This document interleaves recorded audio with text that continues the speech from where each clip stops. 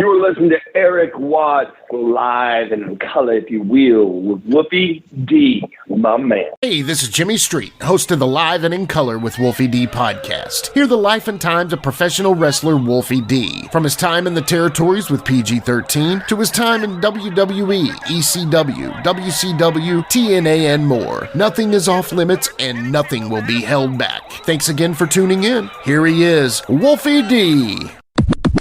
All right, ladies and gentlemen, welcome once again to Live and in Color with Wolfie D. My man Jimmy across the street.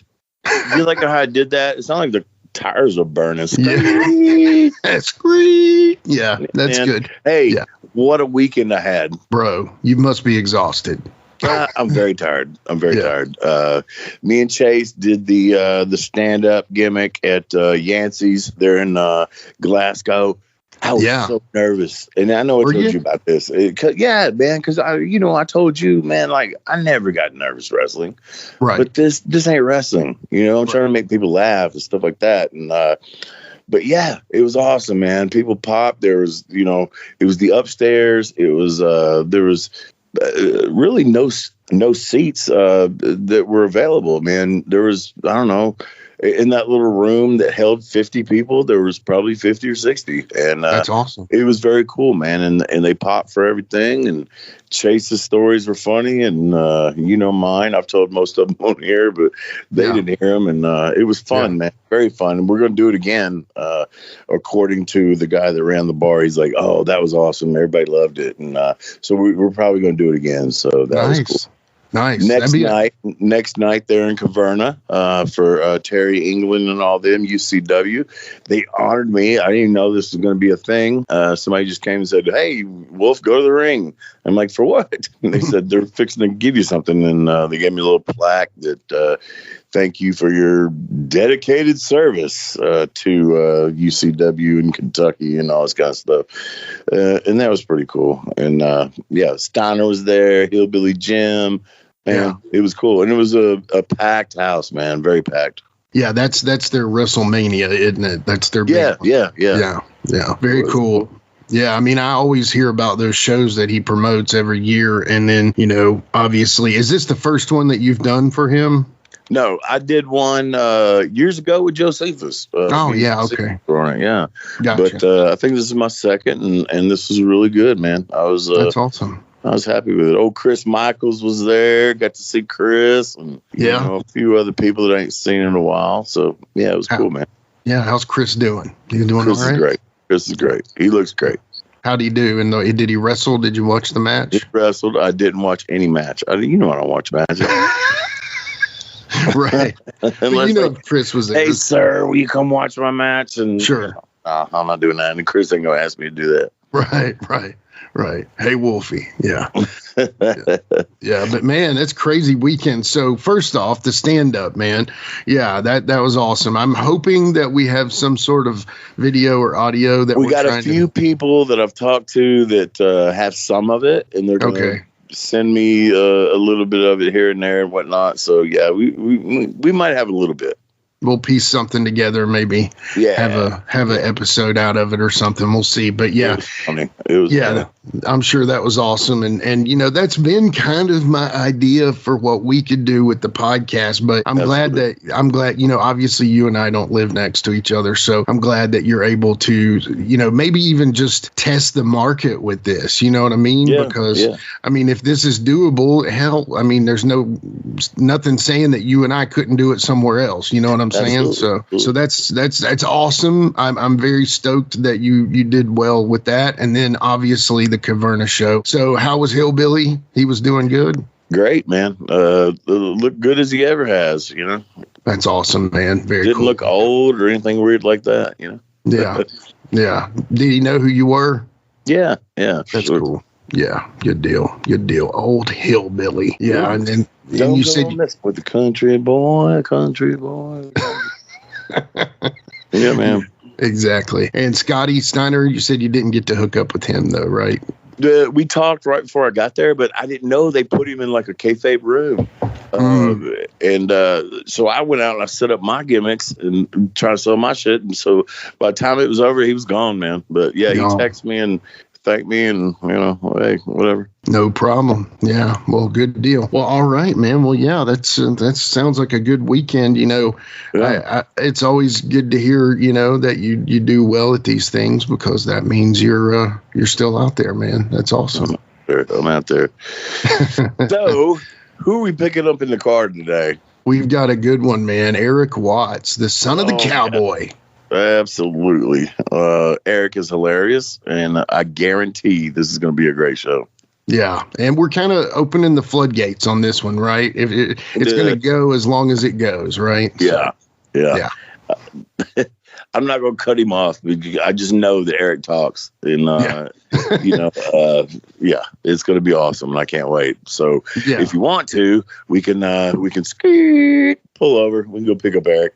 All right, we'll be right back after these messages with Erik Watts. Hey, folks, to get your official Live It in Color with Wolfie D merchandise, go to ProWrestlingTees.com/Live Wolfie D. Check it out.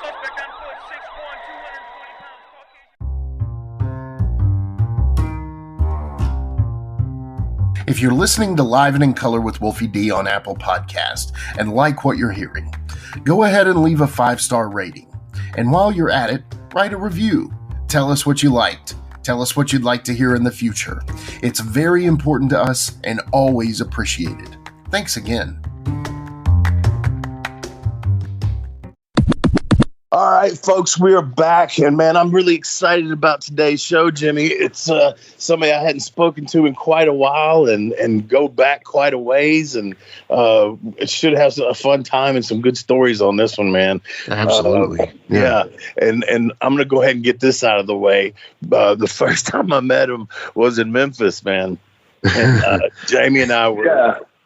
Wrestling against Tekno Team 2000, and my man Erik Watts was one of the members of that team, and I swear I thought I was gonna get fired, Erik, because you remember I came out on the show and I cut an interview and I called you guys the Tekno Turds. Dude, I fought so hard inside. I've used it like 1,000 times, baby. I did. I've used it like 1,000 times, baby. Dave Brown was so pissed off at me, man. He was so sensitive to shit like that, man. I guess because he worked there in the Weatherman. Turds are a gross word, I guess, but it ain't that bad. well, yeah. And the thing about it is, right? We've just been sent there by WWE. Right? Yeah. And so he was probably like, you can't mess with it. But what is more Memphis than doing what you did? You know what I'm saying? It's like, how do you not do it? It's like, hey, and welcome to Memphis.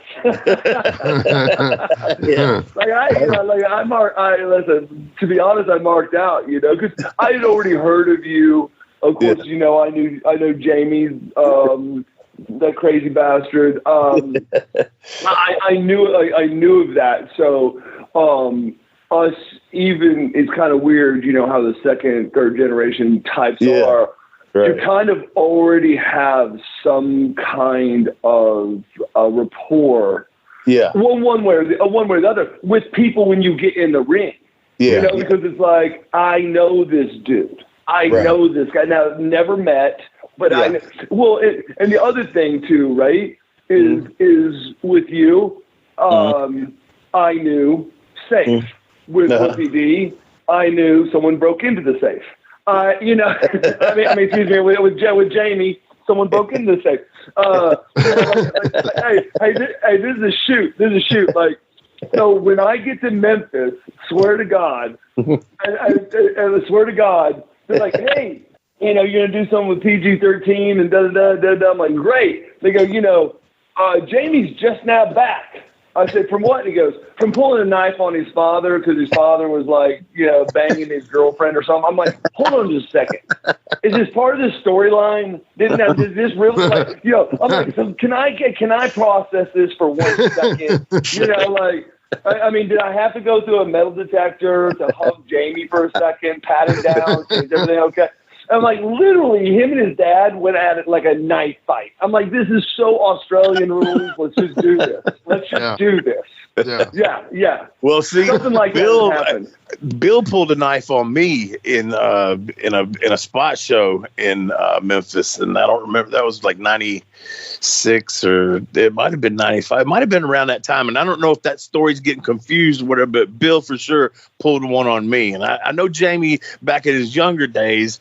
Him and his daddy would fight. His daddy slap him around for stealing his gimmick money and taking it to the arcade and all that kind of stuff. Yeah, definitely. So, my story may not be right, but damn it, there was a knife pulled at one time. Exactly, there was a knife, and it was a Dundee. Yeah, it was a Dundee. Yeah.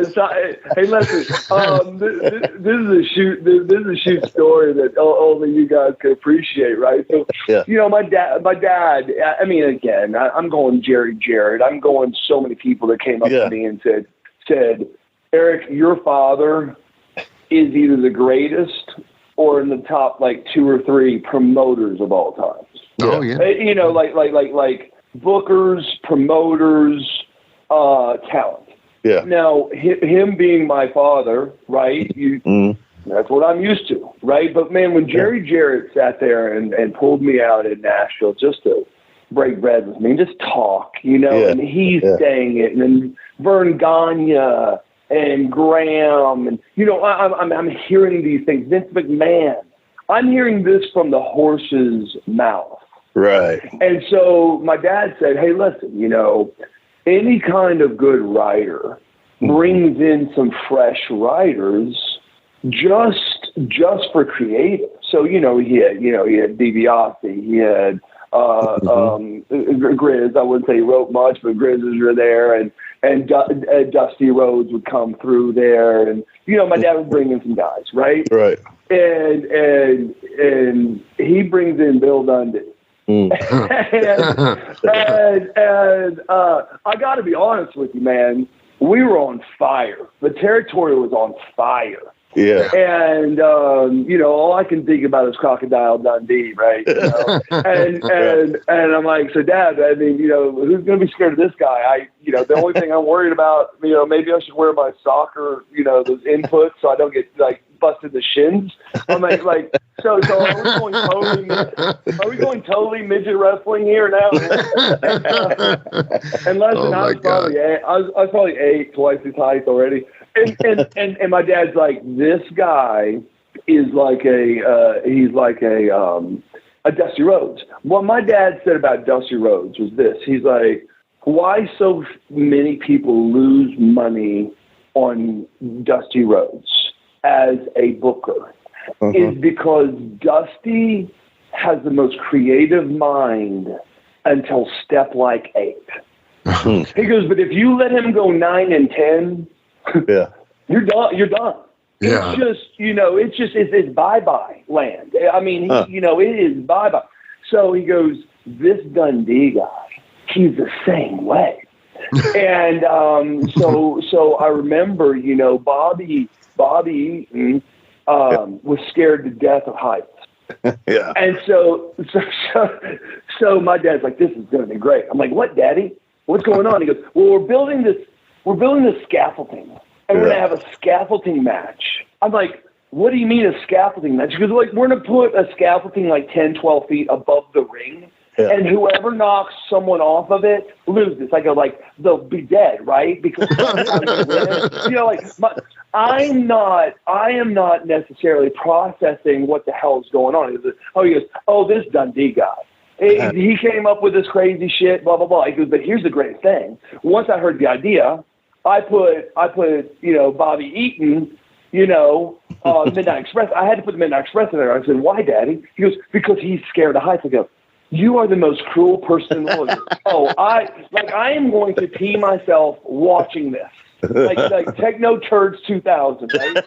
So dude, I would watch that, and Bobby would have hives on his chest going out to the ring, right? Yeah. And so I told my dad, I said, Dad, give me more. Give me more. Now my dad didn't share, all of business with us kids necessarily, but we were pretty intricate part, because I had my little sister, I had me, my brother, my older brother.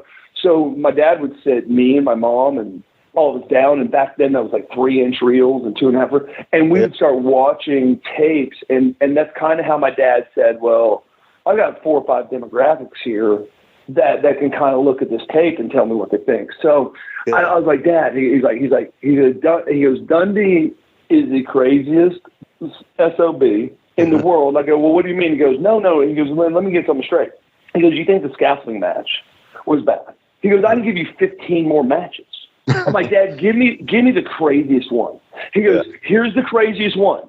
And he almost had me going there because I was thinking about scaring Bobby even worse. I go, okay, Dad, what was it? He goes, we were going to build plexiglass boxes and we were going to put rattlesnakes in them. Oh my God. And so, and he said, so they were going to milk the venom, and then we'd also, milk the venom so the venom wouldn't be, toxic. We're going to have medics there so that, we'll give them the anti-venom too. I'm like, okay, so where are we going with this? He goes, okay, so you got 2 boxes and they're inside the ring. Whoever can take the other guy or tag team and stick their hand in there and they get bit by the rattlesnake loses. God. I'm like, what? My dad's like, okay, Bill, I love you. Okay. That's going too far. Yeah. For Cowboy Bill Watts to say something went too far. Yeah. It was just too far. And then Dundee's like, what do you mean? We're going to have the medic there with the anti-venom.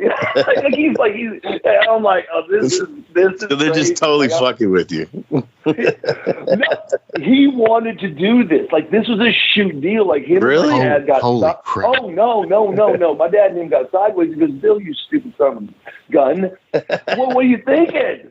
I mean, half the fans are going to be scared to come to watch it. Yeah.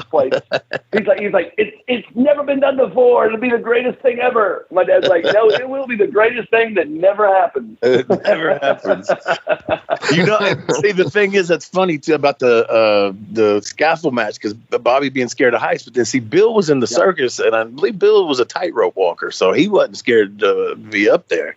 Bill was not scared of anything ever. Yeah. like literally, my dad made people shake in their boots, and I think Bill was just like, I'm going to push his buttons and see, let me see if his head will blow off. I wanted to ask you that too, just as you being a young man and hanging around, and we've all heard the stories of Cowboy Bill Watts. He'd find people, he'd be an asshole to people, blah blah blah. What's the worst thing you ever witnessed him do to a wrestler? Like, just completely go asshole on him. Well, okay, so let's say this: it's a shoot deal. Like when he got put into the WWE Hall of Fame, that was a shoot story that he was banned from Canada for 2 or 3 years for ripping guys out and eating it. Mm-hmm. Right? It was a fight at a military place, and this guy named Jay Smith said something that was very disrespectful to the military, which no military should let that happen. My dad literally goes, hey, here's the deal. I'm the toughest guy in the world, but there's so many of them. We're dying here. So now he is so pissed off at Jay, he can't see straight. So then my dad goes, I'll pull a fast one.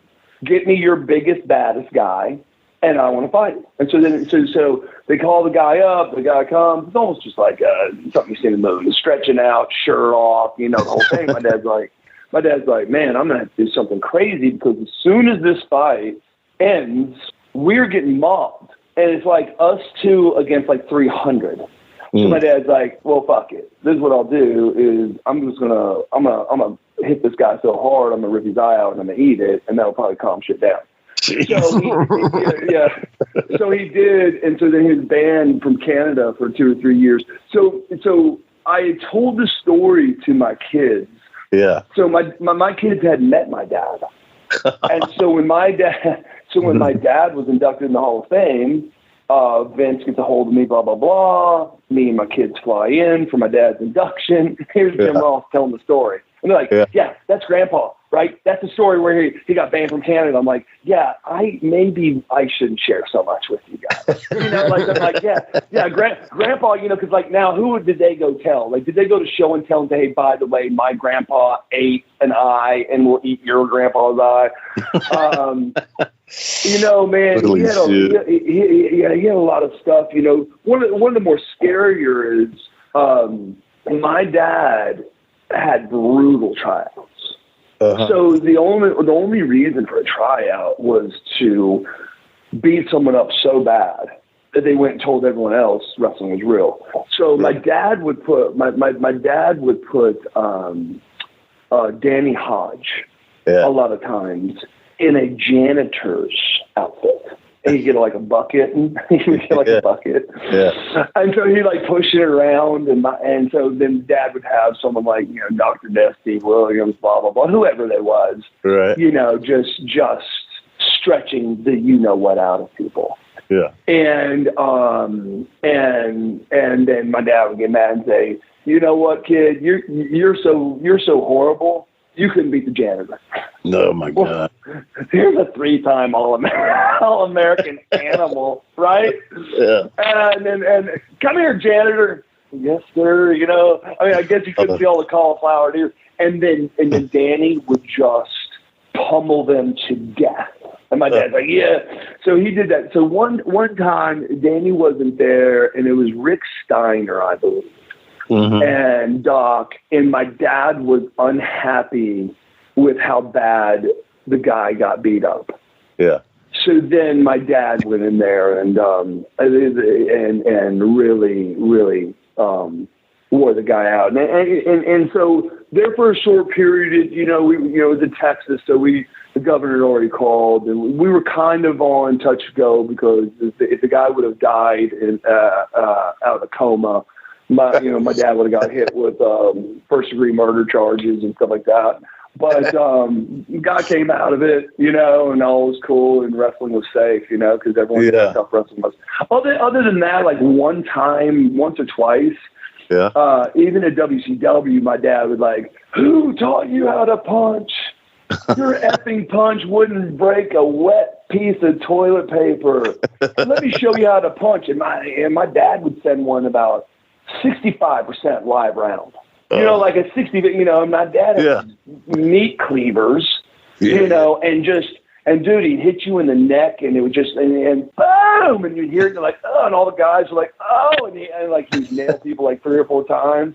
Like, you know, you didn't have a problem selling that. Who's going to sell what the heck you're doing? You know, this isn't acting. You got to set it in so we have something to sell. And I was thinking to myself, I'm trying to remember, I think it was Shane Douglas. Yeah. Or someone, like he just went off on him. And I was like, you know, I was used to it. I'm like, Daddy, I'm home. How are you? but everyone else's eyes are huge. You know, he's at WCW. Everyone's pissed off about all the new rules. And he just, man, I think people are like, can't he get sued? Isn't that harassment? Yeah. Like, yeah, but you had Doc, you had Steiners, you had Sting. They're all sitting there going, that's Bill. Now that's Bill Watts. See, that's funny, man, because so 95 when your dad went to WWF real quick, he called Jamie because we had just had I guess it was kind of a tryout. I mean, they gave us a win, and then they put us against the Smoking Guns as they were tag champs and blah, blah, blah. Bruce Pritchard said they're too small. They loved everything we did. They loved our promo. They loved our work. They loved the gimmick, but they're too small, you know, because that was the land of the giants back in that time. Yeah. And so your dad evidently called Jamie, and his first words were, "Jamie, can you guys quit smoking pot?" And Jamie said, "Well, sure." Question. What's up? Hey, Bill, today or tomorrow? How how soon? So yeah, he told Jamie, he said, "I got the book, and I want to make you guys my Rock and Roll Express." And you know, I didn't get that phone call, but Jamie did and relayed it to me.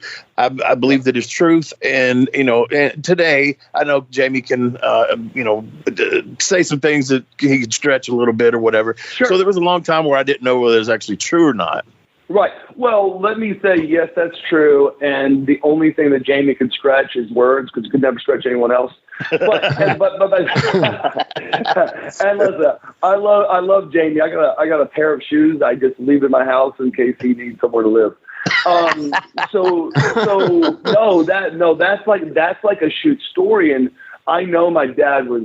If my dad was so excited because you both could work so well. You were going to make everyone eat their words because no, you weren't the size, you weren't the height, you weren't the stereotype of what was supposed to happen. Yeah. And my dad loved it even more. I remember how exciting it was. Now, this is a hilarious story because I'm up at WWE, and I'm just glad not to be, I'm out of WCW. My dad's not there. Or da-da-da. This is now my time to shine. Right? It's just Erik Watts, blah, blah, blah. I'll be a son of a gun. Someone comes up, taps me on the shoulder and goes, hey, Heartbreak and Kevin Nash want to talk to you. I said, okay. They go, they're down the hall in a room. I'm like, okay.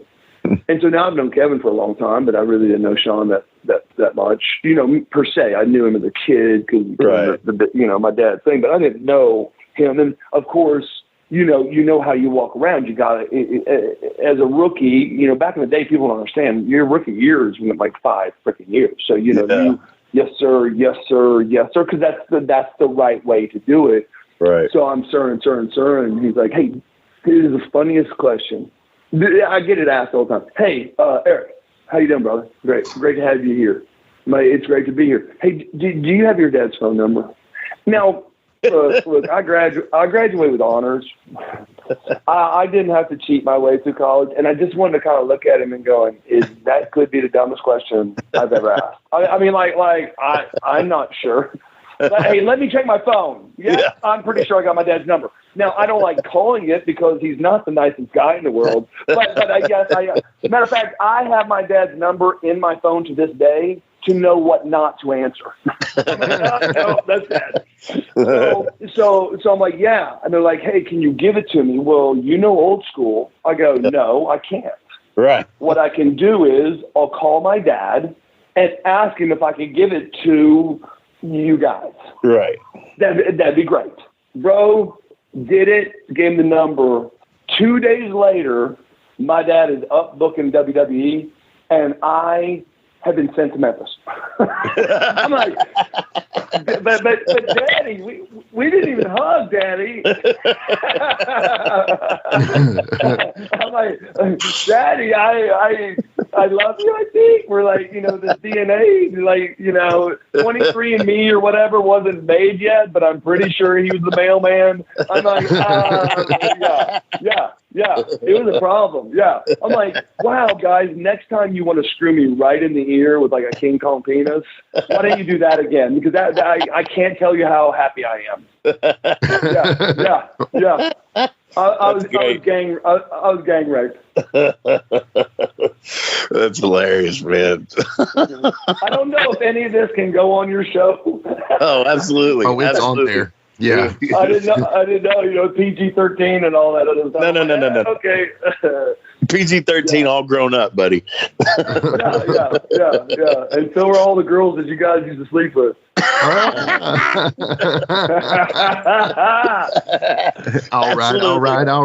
I checked IDs. All right. There wasn't one that wasn't over 14 years old. No.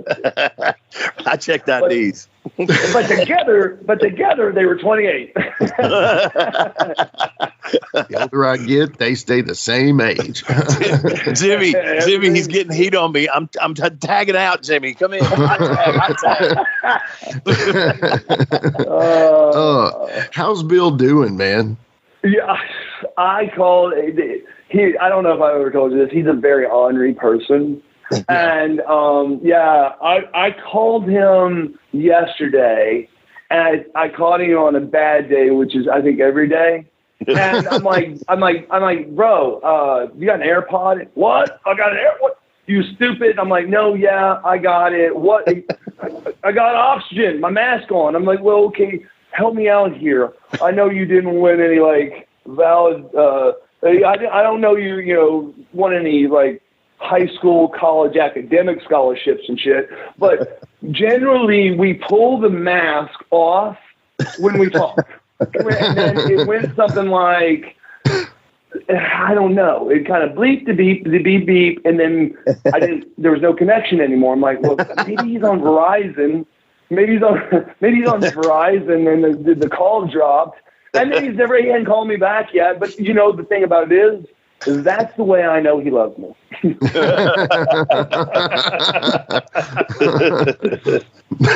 I tell people say this all the time. Hey man, I'd love to talk to your dad. I go, you're a party of one. I honest to God.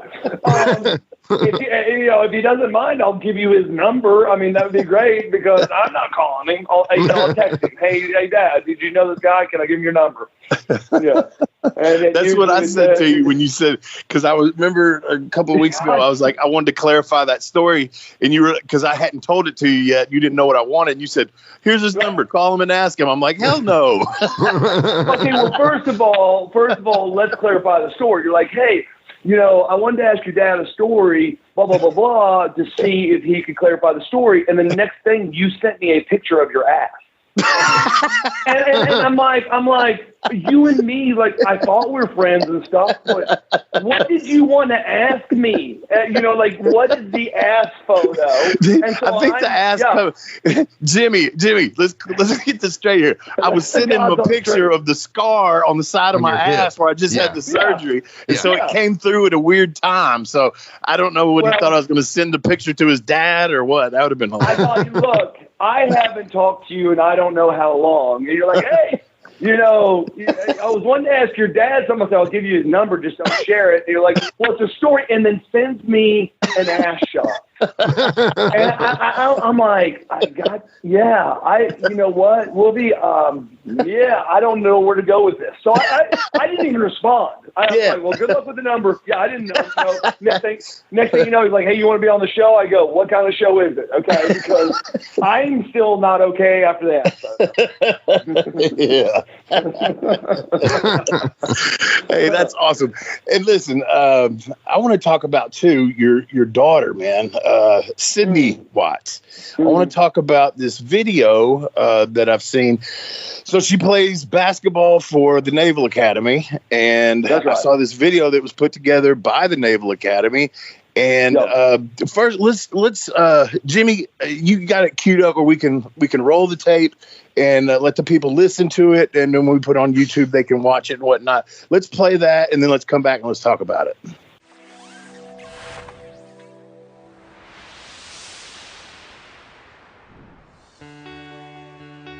My name is Sydne Watts. I am a first class at the United States Naval Academy. I major in cybersecurity, and I'm on the women's basketball team.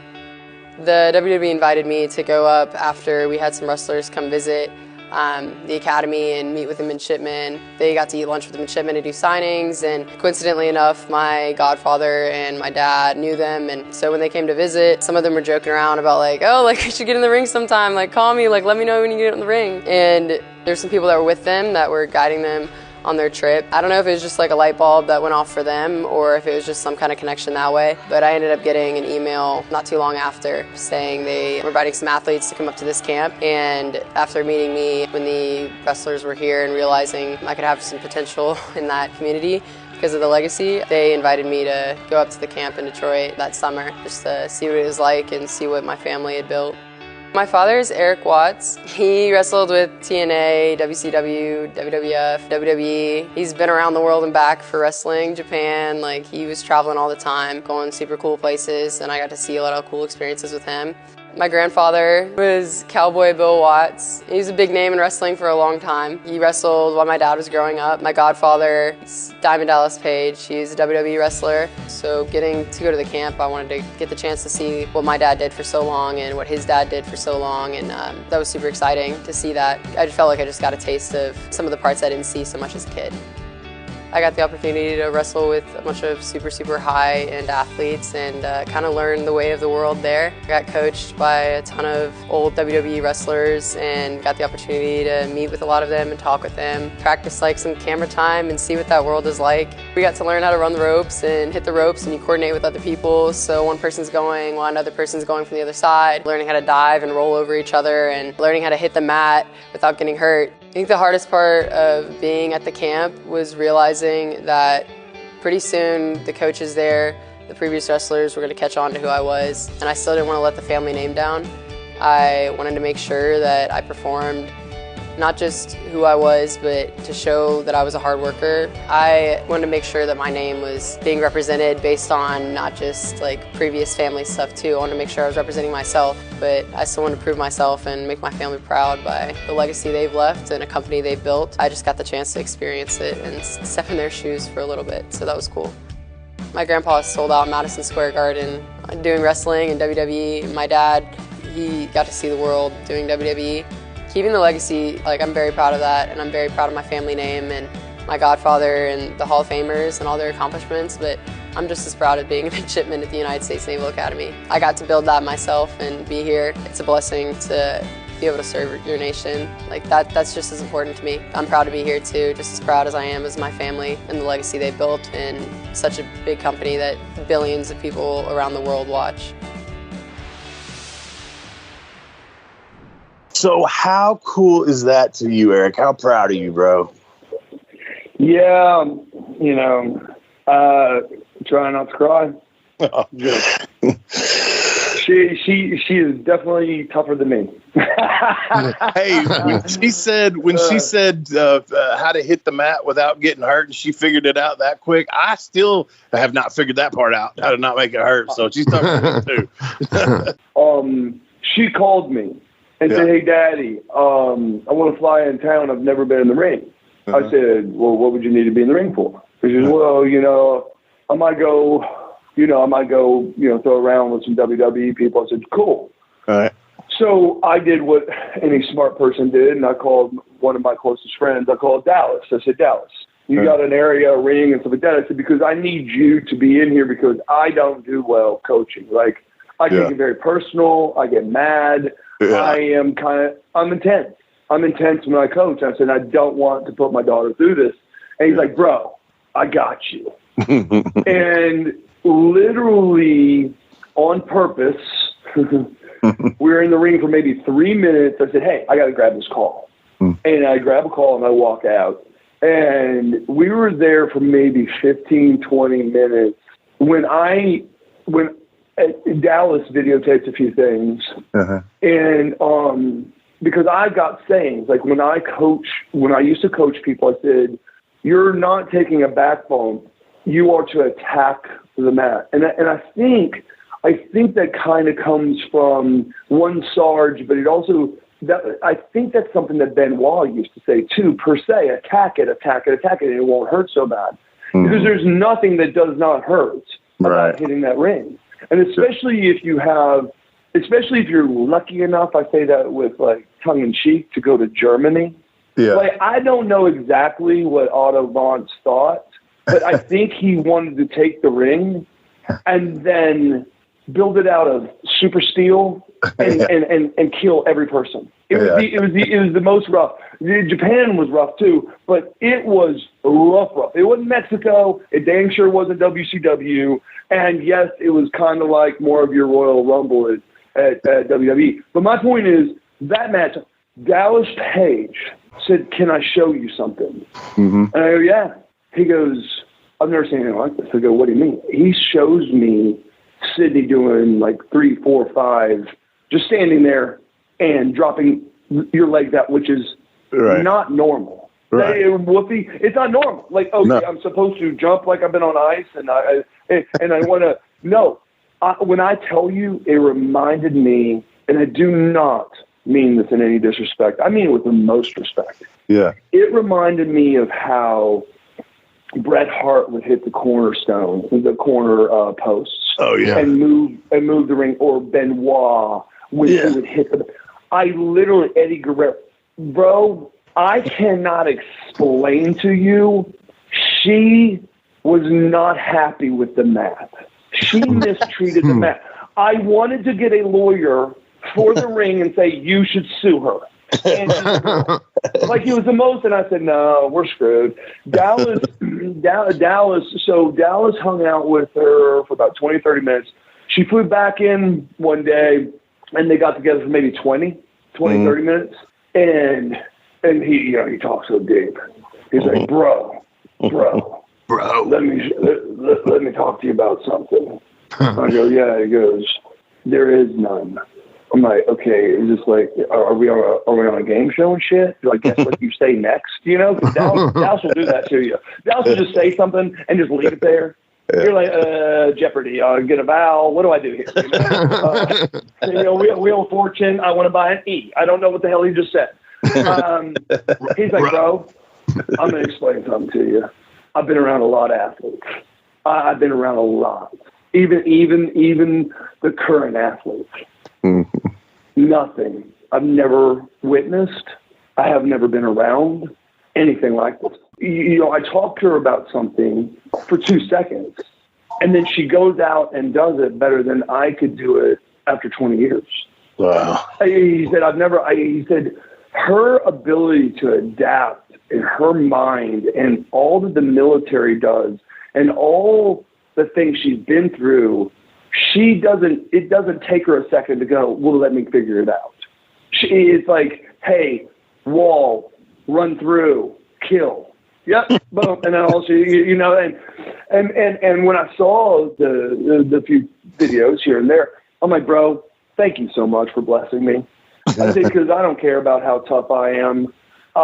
There's just certain things that ring is not easy. Yeah, so you can tease, you can play, but you know, you put your kid in a situation. It's hilarious because I said, Sydne, I'm gonna show you how to hit the ropes. And she's like, well, you know, from what I understand, they do both arms over. I said, yeah, I don't care how they do it now. I'm going to show you how you hit with the right side because you can always do both. And there's the reason. So Dallas is sitting there, and Barry Windham and Dustin, when I first broke into WCW, they're like, hey, rookie, come here. I'm like, yeah. They go, let me show you how to cross the ring in one step. I'm like, okay. But it didn't hit me, you know. I mean, it didn't hit me. I mean, I was 6'6", and I was a college athlete. Yeah. But, bro, you had to literally hit fast enough to leave that one step to hit the rope to bounce you back to the center one step. So, and Barry's the one that taught me, believe it or not, I haven't wrestled in probably 4 or 5 years, but just accidentally, I did it after Barry Windham. When Barry comes to the ring, he just grabs the second rope and he pulls himself up and he steps through the second and third rope with one hand. Wow. And so I thought that was cool. I'm like, I want to do that too, right? So I was doing that. So I said, Sydne, this is the way it gets done. And let me tell you what, I was crushing those ropes. Now, about 3 minutes in, if I showed you the blood and the shit down my right side, like, I mean, it looked like someone took a baseball bat, right? And so my daughter, she's hitting the ropes, and I can tell it's stinging. And so the day, you know, we get home, and she's like, hey, Dad, I'll drop you off at the house. I said, cool. We got there, and I said, let me show you, man, when you start really hitting the ropes, this is what it's going to look like just for a short period of time. I pulled up my shirt. It was just black and red and just brutal. Yeah. She says, Dad, I didn't want to tell you this, but hold on. She went in the bathroom and she took a picture of her ass cheek. Yeah. It looked like someone dropped her off a NASA space shuttle and it was just road rash. And she's like, Dad, I gotta be honest with you. Dear God. You know, those ropes don't play. I said, well, baby, those are WCW ropes, not WWE ropes. Now, this is a girl. Okay, she was at Quantico for a month because when you're in the service academy, every summer when you have off, you have to dedicate yourself to a different base to give them a month. So first year she was like San Diego. Next she was Virginia Beach. which is kind of a cool story. The ship had some problems, and they came back into port in New York. And she says, "Hey, can I just go to Target? I just need to get something. We haven't had running water in 3 days. Everyone smells like ass. I just want to change up some clothes." Yeah. They said yes. She went to Target. I'll try to find the pictures, and a lady comes up to her and says, "Are you seriously military?" She goes, "Is that a serious question?" She goes, "You're in New York City. People dress up in all kinds of crazy shit." Yeah. And my daughter's like, "No, yeah, I'm an officer." And they go, "Can I follow you?" They put her on the cover of the New York Times, the digital post of the New York Times, really? and show. I just followed her. But the reason the reason I'm telling you all these things is this person knows nothing more than whoever she is reporting to, their gospel, and there's nothing she will not do to kill, maim, or get rid of any opponent. And so you put that into its own space, and so you see this 6'1" beautiful girl shoots both hands, and you're like, model. And then you gotta pray there's not like a guitar string or a fucking piano rope anywhere where she doesn't murder you. So she sent me some pictures. She's like, "Hey, Dad, I was out doing some war games for 5 days. Check my legs out." And she took pictures. And I said, "Were you guys using like paintballs or something? I don't understand. You got like 100." And Whoopi, I'm telling you, I said, "You got like 100 bruises, like someone took a bag of rocks and just threw rocks at your legs." And she's like, "No, Dad, man, I was flanking some people out because I wanted to kick their ass." And she goes, "Man, she goes up in Quantico, minus the ticks and the snakes and all that bullshit. The only thing that really sucks is when you're flanking and you're pulling your troops around, you're diving on all rocks." So she goes, "It was just all the rocks I was diving on." And I just sit there and said, "Okay." I thought I was tough. I can't even have a conversation with her. I'm like, "No, don't ever talk about that again because I'm older and I'm fragile. So let's not talk about that." That's awesome. That's awesome, man. Yeah, I'm sure you are like super proud of that and everything. And it's cool that she got to go do that. And I mean, that's just super cool, man. I know you're super proud, man. I'm very proud, and I sent you some pics like in her basketball, but I also sent a pic of her. She got a few days off this last summer, and she wanted to go to the Bahamas to go scuba diving. So her mom and my son and her went together. So if you get that picture, you'll see like she's 6'1", my son's 6'5". Okay. You just got a whole bunch of awesomeness. And I even told her, I said, "Thank you for sending me the picture. I hate your mom. And so could you not tell her that she looks good?" So, because I want to be a good dad and make sure that I do that. That's cool, man. Yeah, for sure. Yeah. That's the way I roll, baby. And don't ask me how this all happened. Yeah. But like when this interview went, the interview was, "Hey, so I heard you went and worked out at the WWE." Yeah. And I'm like, "Yeah, no, that wasn't a workout. We say that differently in our neck of the woods. That was called a tryout, But workout, right? Yeah. Hey, the military. So it was just a workout, and it was kind of crazy. And she got something in the mail that worked out to these words and numbers. And they wanted her to sign it, and it said WWE. So I don't know how that shit. I don't know what you call that. And in my world, you usually call that like a contract. Offer. But it's an offer. It's an offer. And there's how many more years of school does she have? Basketball and stuff. So military. If you go to a private academy, Air Force, Army, Navy. You can go 2 years and you can say, "See you later." And you don't owe them any time. They don't owe you. They don't own you. After your sophomore year, you have to re-sign a commitment letter. And the commitment letter is called a 247.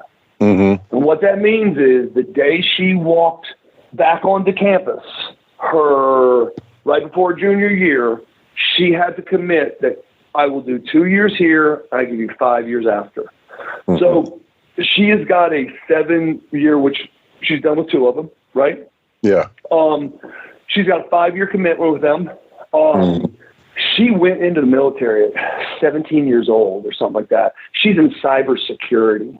She graduated high school with she graduated high school with a 4.5 and had completed like 24 hours of college in high school. So she can spell her name. She does well. Yeah. But so with all that being said, if she just stayed, because she's already got almost 4.5 years in, if she just stayed another 15 and a half years, she would retire at 37, 38, making 6 figures, health insurance, stuff like that. So that's one angle. The other angle is she can go do her 5, right? Yeah. And then she's free to go. She's free to go. I met a father of a kid there, and this kid didn't want to do his full 20, and his first job out in cybersecurity was with a huge bank, believe it or not, and his starting salary was $832,000. Wow. So when you kind of like wrap that around your brain for a second, and we don't know, could she go Pentagon, could she this? Her scenario is, based on what I know, is that if she decided that she wanted to take a shot, because NBA, she can request, hey, the WNBA wants me, would you allow me to go? And then they look at it and go, yes or no. Gotcha. They do it with the NFL now, yes or no. This last year, a lot of the kids have been getting no, because we got some crazy stuff going on between China and Russia. And so they literally look at that. So Sydne could say, hey, by the way, I am requesting, to go and work out with the WWE or the WNBA. They could say yes. If they said yes, there's a few things that are on the table. One is she would have to come back in the reserves after her career was over and give them 5. But they have worked out some deals, like if you become ultra famous. And now you're saying, hey, I'm a Navy this, I'm a Navy that. That boosts recruitment.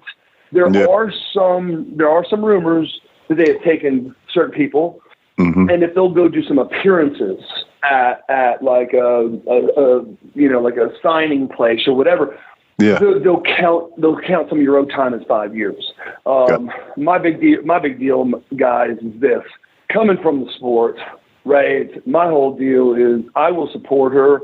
She's done the smartest thing. She has not asked me how I feel or don't feel, because I'm not saying one way or the other. I'm saying it's not like she's not in a situation where she's meandering through college, may not get a degree, may not this, may not that. Right. Hey, pro wrestling sounds kind of cool. Yeah. She's in a situation to be an officer. And if she does her stuff smart, like I have told her brother, I'm like, well, she could get into wrestling. Just wait 20 years, and then when she makes the newest rocket or cybersecurity, and with her billions of dollars, she could just maybe buy WWE. Well, I don't know. That'd be an option, right? And and then I would be the world champ at like 80. Because I'm incredible, and then Wolfie D would be my partner, but we'll not show the ass pic you sent me. So there's a lot going on, and I just want her to fully I think it's so important for me to let her walk through it, even though it can be crazy for me. Because some people are like, no, you need to step in and say something. I got to be honest with you. My daughter is so smart and so talented. I don't want to put that on her like, hey, this is what Daddy thinks. Yeah, for sure. And I know I do a lot of talking, but there's one thing that some of these podcasts really like. And so I got this saying to my son and my daughter, and I told them this, and this is the God's honest truth. I said, when and if you fail, don't blame me. Don't you call me. Don't you cry. I will be there to pick you up. But I didn't fail. You right. But here's the big caveat, though. I said, but here's what's going to be tougher. It's not going to be blaming me. It's not going to be this. You guys are going to want to go do something, and you're going to become very successful, and you're then going to want to try to give me some of the credit. And let me explain something to you. Don't call my number. I didn't do anything. All I did was I put you guys in a situation to where you guys could become the best you could be, and you two did everything, good and bad. You did everything, whatever that is. But you did. I need you guys to know. I said, because I'm going to tell you this as a kid, that's the way my mom raised me. I wouldn't want someone breathing down my neck and saying, well, because you're going to be second generation, you have to do this. Right. Or your dad. No, I didn't have that. Us kids weren't even allowed in the Watts family kids were not allowed in the ring without a college degree. So I didn't even think about pro wrestling. I was going to go to pro football, and then when I pulled out of that, I think I spent 21 days or 23 days with Sarge. And then I did a match in Franklin, Tennessee, because I was going to go back out to finish my master's. I did a match with Sarge in Franklin. Don't even remember it.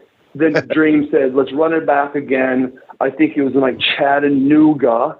He said, let's run it back again. Your classes don't start till Monday. I said, okay. I think I ran again in Nashville. And he said, how did that feel? I said, dude, I've been in the Tokyo Dome against Syracuse for the Coca-Cola Classic. My first start was on ESPN versus Ohio State. Yeah. We beat Alabama in the Fiesta Bowl 34-7. I said, Dusty, I've seen some big things. I have been a part of big things. I've never felt what I felt in those three towns. He goes, you're screwed. And I said, well, sir, if you don't mind, I'm going to go finish these three classes, and then I'm going to get a job in Atlanta. If you could just put a good word in, and I could maybe go to Jody's school, and you could evaluate me and blah, blah, blah, blah, blah. But he goes, no. He goes, here's the deal. Get back to center stage. I go, what for, sir? He goes, on Mondays, we actually tape Saturday Night Live. Yeah. I go, really? He goes, and there will be a contract that you need to sign before you get in the ring. My 23rd, so I think I was like 21 days, had those three matches, 24. My 25th match ever in my life was on Saturday Night Live. Wow. Let's take a quick time out and get a word from one of my dope-ass sponsors, and we'll be right back with more Live and in Color with Wolfie D. Are you a pro wrestling fan? Well, stop by Captain's Corner, where you can get autographed photos, cards, magazines, and figures from all of your favorite wrestling superstars of the past, present, and future. You'll also be able to participate in live signings in the weeks and months to come. Make sure to stop by Captain's Corner on Facebook and give us a holler. Remember, cheers to the working man. What do you think is harder, being a quarterback at the college level that you were, or being a pro wrestler? Okay, that I can answer that for you very, very quickly. In football, right? We had like springs and summers and condition yourself, and your bench. You had to test out at bench and squat, and you had spring training and blah blah blah blah. Okay? And then all of a sudden you're watching these game films and you're doing this. And then you get just beat to crap in the game. Whether you win or lose, it's like someone had a license to whip your ass. Yeah. Okay? I was 6'6", 260-pound quarterback. I wasn't the fastest. Mm-hmm. I must have looked like a freaking, a mule deer. Like, hey, look at the guy that can't run really fast. Let's kill that son of a gun, right? And true story, Florida State, when we were playing Florida State, I knew some of the guys from doing summer basketball. They said, Erik, third quarter, I swear to God, they go, Erik, please check out the game. I go, F you. They go, no, we're getting too many injuries on this side of the ball from hitting you. Swear to God, that's what they said. They said we're running into a bus You're a 260-pound bus, and we're sore from hurting you. I had a displaced jaw. They dislocated 2 of my fingers on my left hand and cracked 3 ribs. And so I was speaking with, like, they did this special thing where I have to call it like this. Let me tell you this. That is so much easier than pro wrestling. You've got ice baths and massage people, and let's work this out. You go on a little jog on Sunday after the game. You might be pissing some blood. Okay, it's just a different color of punch, but you do that. But you have got literally Sunday you do a walkthrough, Monday you do a walkthrough. Tuesday, you kind of put in a scheme. Wednesday, you put the pads on. We hit each other a little bit. Thursday, we're doing something. Friday, we're flying out to that town. We're doing a walkthrough Friday, Saturday, and we're playing the game again. And if you're blessed, you're doing it 11 or 12 times in a year. In a year, bro. Yeah. I was like, okay, so after I was like, so where's the trainers? Who's gonna tape and massage my ankles? like you want an answer? This is the funniest thing ever. I think it was Dennis Rodman. Because I trained Jay Leno, I trained Karl Malone, I trained some celebrities when I blew my knee out, and I think it was Dennis Rodman that said, "Eric, I'm gonna explain something to you. When it comes to traveling and schedule and pressure and stress, I know one person that I could say out of all the years that may be equivalent to pro wrestling." I go, who? He goes, Grateful Dead. I go, what? He goes, the Grateful Dead. They said they tour like 300 days a year. They've done it for 21 years. Blah, blah. But minus that, there is no comparison basketball or baseball or football. And I'm not dogging any of those sports. Right. They go, you guys, people just, they turn on the TV and go, oh, look, they wrestled on Monday. I heard they got a pay-per-view this month. So let's see. They did 4 Mondays and a pay-per-view and made $1 quadrillion. I'd like that job. That Thursday. No. And Wolfie, you can remember this at WWE. Yeah. You didn't get paid to wrestle the TV shows. You only got paid if you're on the dark matches to keep the people there. Because Vince said, I'm promoting you. This is how you get your T-shirt sales. Now, I'm not mad at Vince. But no. Ours was different because I got paid for, I only did TV basically. I only did TV and then we'd go back to Memphis. So I got paid for Raw and for the pay-per-views, but I didn't have to do any house shows. Can I borrow some money? Well, hold on. I spent it that night. Now that I think about it, I think I actually paid Vince about $250,000 that year just to be on TV and say, No, you did like they would always leave like 2 or 3 matches, right? Yeah. Where it was going to be Undertaker and Shawn Michaels and when I went in there, now things changed, but when I went into WWE under the WWE contract, your contract was I was guaranteed 6 days a year at $150 a day. Wow. Was that like a developmental contract? No, that was your real legit. No, that was your real deal Holyfield. Wow. But now here's the difference. My first match was at Madison Square Garden, which that's when Sean and Kevin hugged it out between Hunter and them because Kevin and them were leaving and Vince lost his cookies. Okay, my next night was Boston Garden, so they flew me in for two matches. We weren't even announced. We wrestled the first matches Chad and I did because they just wanted to see how the outfits looked that they were doing. And each of us got paid the same thing. I got paid $1,000 for Madison Square Garden and $600 for Boston Garden. So I made $1,600 in 14 minutes. Yeah. That's amazing. So the $150 was because this was Vince's way of saying, oh, you want to walk away with the belt or you want to be a fool?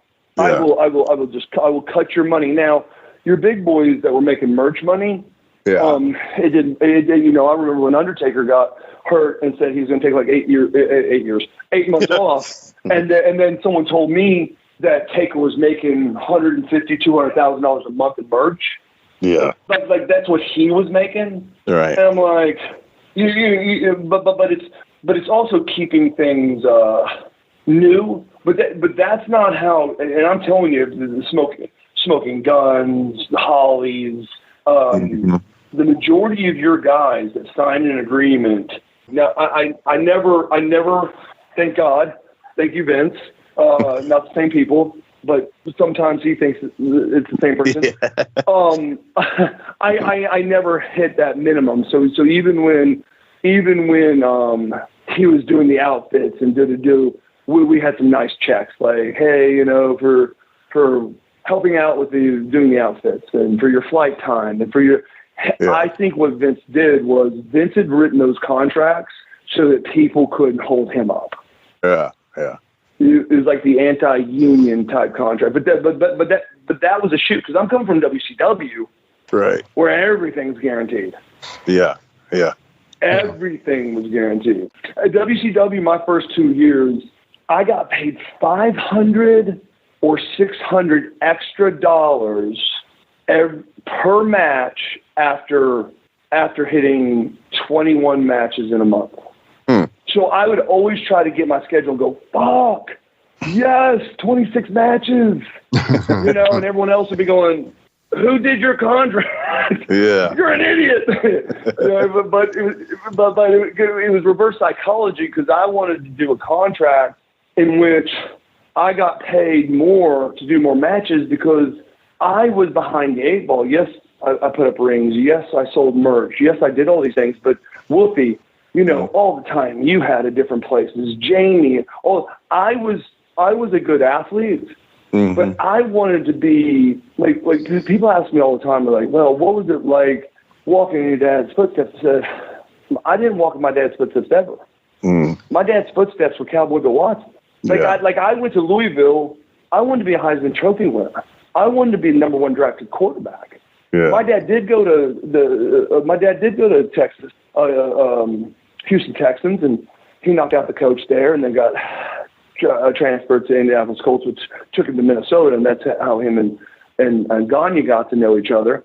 But my dad, I think he made $13,000. He's a defensive tackle. I mean, he got paid respectfully. But my point to you is, here I am.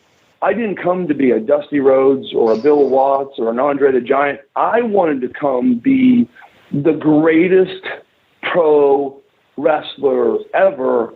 And how in the hell do you do that when you haven't had but 23 matches or 24? So you'll probably even remember that in the locker rooms. I'd come up to anyone, Jerry Lynn, anyone. Hey, I know you're awesome. Could you watch my match tonight? Could you give me some input? Shit, bro, you probably don't remember it. I would ask you, hey, the match tonight, after the match, can you talk to me about things I could do better? Because that's how athletes do it, man. You know, you got to ask. Damn right. And you don't think my stupid partner, bless his heart, you know, was just he was just antisocial. But I'm sitting there going, can I ask you something? We're being put with PG-13. These guys have more matches combined than you like in the last month than you and me have in our career at WWE. Like, this is the greatest opportunity in the world. You know, but they're going to want to ride us around and they do this little thing and they shit on us. I'm like, okay, we're the techno turds. Roll with it. And by the way, because you know nothing about wrestling, we are in Memphis. Okay. Yeah. So I appreciate the things you did, Wolfie, because you know, coming from me, you treated me like a brother, you know, and I'd come up and say, hey, what else? And you were always so polite. Well, I mean, you know, I'm not critiquing you, Eric, but so this lockup or this head thing, or you might have thought of this. And dude, anyone, Steamboat, anyone that I could sit there and grab that truly understood the business, dude, I was I was learning from them. So let's get the story straight. I never won the Heisman Trophy. I wasn't the number one draft in the NFL, and I did not become the next Hulk Hogan. So I pretty much failed. But during that time, that's what I said. I had a hell of a time, man. You know what I mean? I wouldn't take anything for it. I had a great time, man, and I shot myself in the foot. I'll never forget, man, when I quit being Wolfie D and I turned into Slash. Right, a lot of people didn't even, and to this day, some of the boys would be like, Wolfie D was Slash or Slash is Wolfie D, whatever. They didn't know it. And that's when I actually really got it. I was going to say that to you a minute ago at TNA. I wish I could have worked for you at TNA because that's when I really got it. And it all just clicked with me. I was 30 years old and, best shape of my life and I could go. But, man. TNA was my deal too, though, because TNA was my deal because Vince Russo, I said, okay, I'm done. I'm done with the wrestling. Not mad. I had 2 businesses I was building and I was doing fine. And I promised my wife, I'm like, I got this internal bleeding problem, F it. Let's just go, and she's like, cool. And Vince Russo called me. And then he told me a story about how my dad made him the head booker at WWE. And I couldn't even believe it. I'm like, what? How did this happen? And he told me the story. He said, would you come check out TNA? I go, no. So he goes, please. It's on a Wednesday. And I did. And so we were driving up. And once I saw all the guys, I go, I got to be a part of it. I got to. This is the coolest thing. This really was cool. And so he goes, can I ask you a question? I said, sure, you can ask me whatever you want, Vince. I don't really know you, so what do I have to hide? He goes, how are you on the mic? I go, let's make this very fucking easy. You got Stone Cold and The Rock. They're down around 13, 14. He goes, 13, 14 what? I go, I am the best on the mic. He goes, you're serious? Do you have some film? I go, no, I've never really been able to be on the mic. But I'm the best. I did. But in my head, Vince would sit there. This is a shoot story. Vince would go, you got a minute and a half, say whatever you want, but make sure that you tell Jeff I wrote it so you don't get in trouble. And, dude, I would say the absolute most asinine, stupid shit, and the people would go crazy. and so that's why I thought. One time he's like, Watts. Someone got hurt in the ring. We need to chew up a minute and a half of the segment, and we're going to go into Raven, and Raven's got this Raven's nest, and and he likes everyone out of there. And I said, so what do you want me to do? He said, well, is there any way you can go in and do something to catch his attention to eat up 45 seconds so then he could do his interview? I go, without talking to him. I go, yeah. I go, let's go. So now I don't even know where he's at. And I'm like, what? I don't know what. And the camera guy's like, we're following Erik Watts in the search of Raven. And I swear to God, I turned around, dumbest shit ever, and I tapped the thing. I go, is this camera on? And this is an old one. I said, testes, 1, 2, 3, testes. Is the mic on? And of course the cameraman's laughing. And then I went into an Elmer Fudd character. I said, be very, very quiet. I'm hunting a raven, right? And then all of a sudden I walk in. You can tell Raven's like, what to shoot. He kicks me, DDTs me on the concrete. I'm just laying there. He does his stint that goes back, and then he has to leave. He goes, only you, Watts. Like, I didn't know what to do. And then he went out and wrestled the Sandman or whatever. Like that was the land of true creativity. For me, ECW was there, but I wasn't. When I went to ECW, I wasn't gonna stay long. But I guarantee you, bro, you grew, you became. I remember even you being there. You were always a very talented, incredible worker. I think what happened is you became the character, or the character was you, and so now all you did was you took your awesomeness with all your understanding and your workmanship, and then it just got better and better and better because your confidence was like, no, this is me. I know where I'm at. And for sure. Yeah, it was nice to watch. Hey, I know we're getting a little bit over on your time here, but I want to I've left Jimmy out here. I've left him hanging on the apron here. Jimmy, I know you got some good hard-hitting wrestling questions before we wrap this thing up. Well, Hit me, Jimmy. All right, brother, I got you. So, we've danced around it a little bit talking about Tekno Team 2000, and I know there's been futuristic tag teams before, New Breed, Chris Champion, Sean Royal, that kind of stuff. But what was the gimmick, man? Like, what was the meeting with Vince and you and Chad are sitting there and you're going over the idea? What was that like? How did that get built? And what was Tekno Team 2000? Absolutely none of that happened. Really? Wow. No. So Vince at the time, and listen, I'm a business school grad. I graduated with my degree in 3 years. I'm doing my master's with a Juris Doctorate, blah, blah, blah.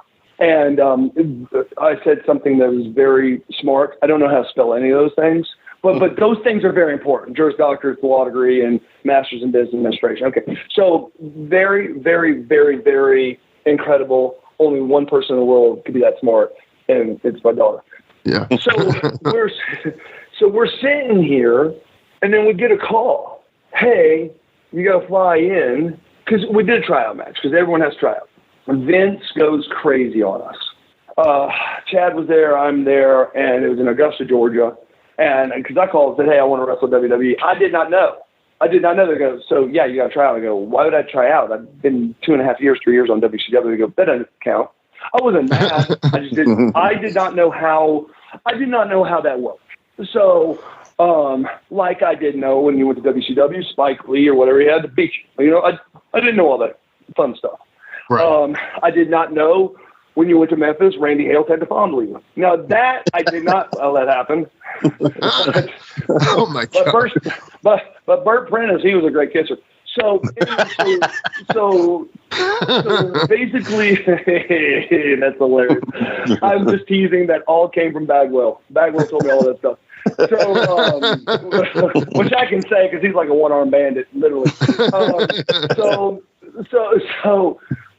We were flown up. Well, Vince had come up with this new research. Okay, so marketing team had found out names that rhymed were easier to remember. With what? Names that rhymed were easier to remember. That's So whatever, Bob and Dada Holly, the Hollies, Skip and Zip, Molly Adonis, Holly. yeah, Molly Holly and Troy and Travis. It all fucking made sense. Bart and Billy, the smoking gun. Yeah. Right? Like, okay, Bart and Billy, smoking gun. Yeah. Okay. So he also at that time, from what I remember, decided to take a shot on a female designer that had a big name in New York for runway fashion. Right. Okay. We get flown up, limoed up, and they're doing these drawings, and they got these creative boards, and I'm like, what in the hell is this outfit? I'm like, Chad, I don't know if you ever had that like stovetop popcorn, like the gray thing that the bag bird. That's our outfit. Right. It's someone old school Star Trek. Someone's gonna put us in like popcorn suits.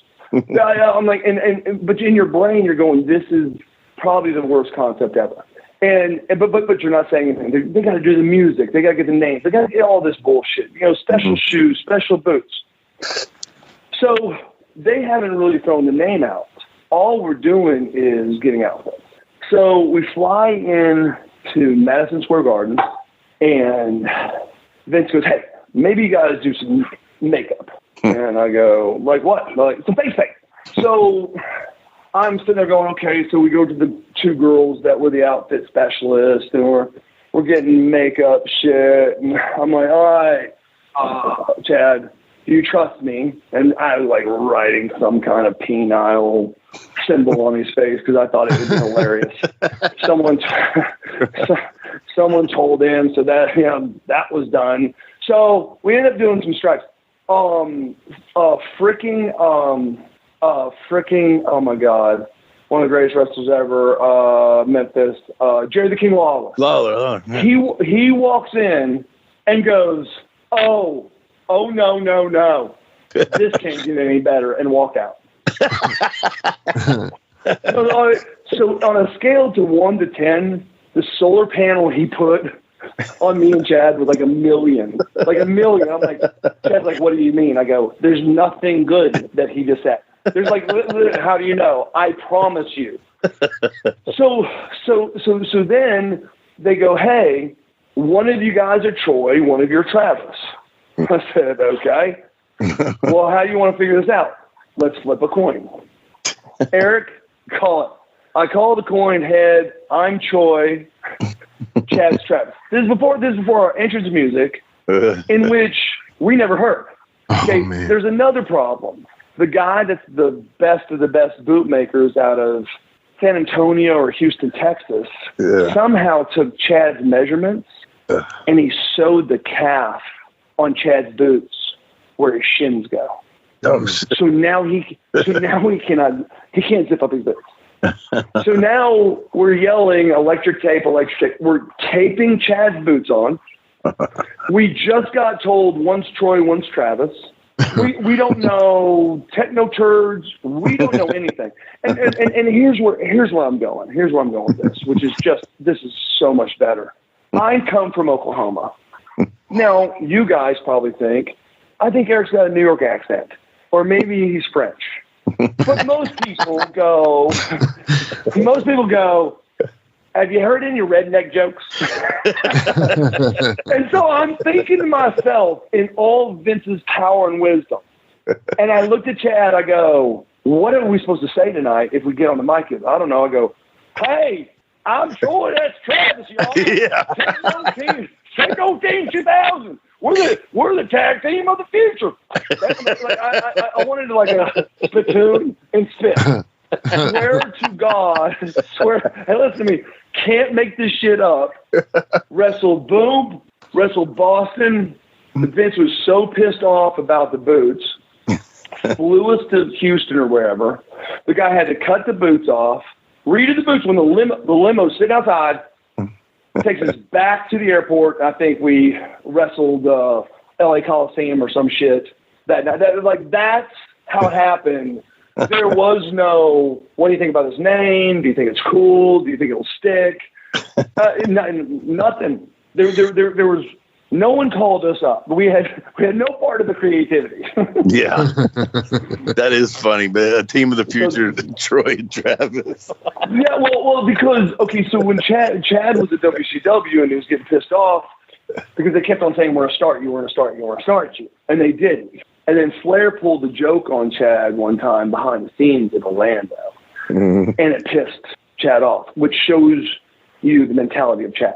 Yeah, you got to give us the rib. What's the rib? Yeah, let's hear that joke. Like most people would go, Ric Flair got me. That's so cool. Yeah. So basically, Chad was going to get his start. And finally, after a year and a half of me getting him a great contract, I think the guy was getting paid $250,000, $300,000 a year to train, and living at my house for free, and which didn't matter. He's my boy. Yeah. And here we go. And I'm on the road, busting my balls, and I come home to this motherfucker going, oh, dude, I had my first match, and like we're sitting out, and Flair comes up and says, hey, all the talent in the back, and then looked at me and goes, hey, the marks need to go get in the stands. Now Chad's 6'6". Yeah. I thought it was the funniest shit I've ever heard in my life. because here's the deal. That's pro wrestling. Right. I mean that is the proper way for a veteran to fuck with him. And Chad's like, he knows me. He knows what, like, to call me a fucking mark. Can you believe it? Okay, so now this is funny. Chad's first match was that night. And guess who he wrestled? No, don't say Goldberg. Oh my God. Yeah, that's even worse. No. They love Chad so much, they put him over Goldberg. What? Yes. Wow.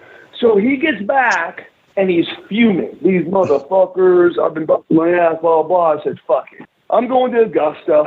Give me your contract. So I looked through the contract and said, here's a clause, they're fucked. Do you want to come? I can try to help you out and protect you. If you can't take this little shit, dude, you need to grow up. This is wrestling 101. Just fucking relax.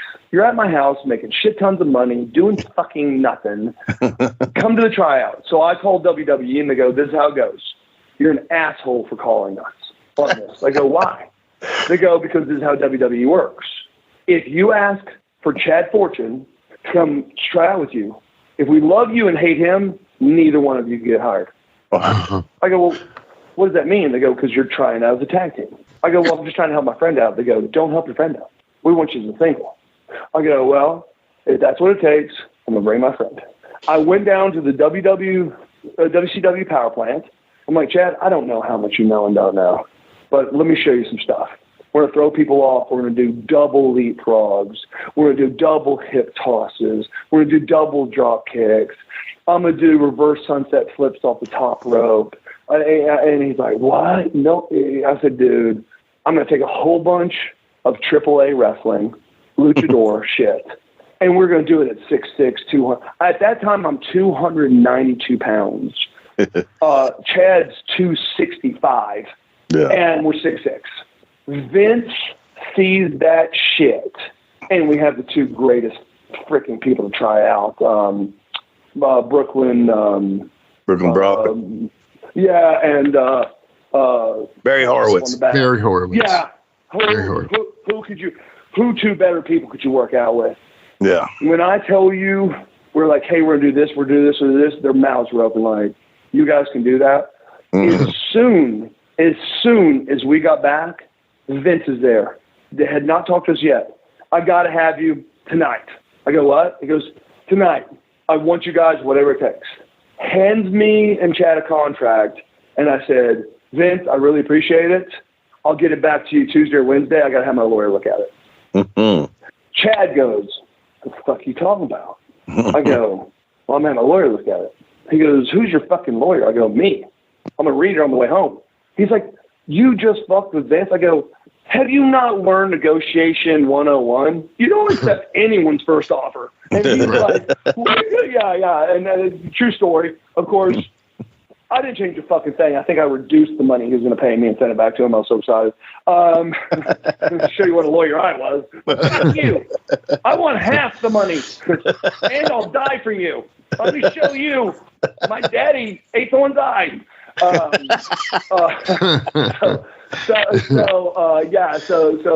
that's, dude, they hired us. We tried out like we cut our football pants off. We wore our leather jackets out.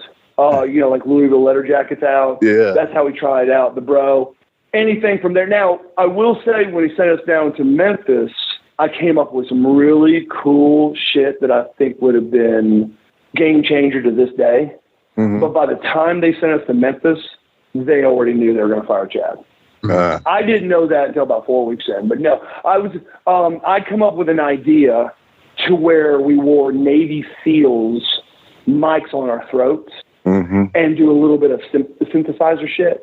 Yeah. And so it was like more Tekno Team. And then my idea that I said to Vince, I said, Vince, what if every once in a while our mics go off on purpose during a match? And he's like, what? I'm like, well, what if I say, hey, throw you off, duck the clothesline, hip toss, drop kick? He goes, well, you'll expose the business. I said, not if the motherfucker doesn't do it. And he goes, that's fucking impressive. I said, yeah, what if he ducks the clothesline, turns around, kicks me in the dick, and fucking DDTs me? He's like, that would be some funny shit. I'm like, yes, we got to do it. I don't think my partner's good enough to do it. But, I mean, we could come up with 2 or 3 spots, where we're exposing but not exposing the business. And like this more of a Marine Tekno Team shit where we're synthesizing my voice a little bit so I don't sound like fucking, Bo and Luke Duke from the Dukes of Hazzards and shit.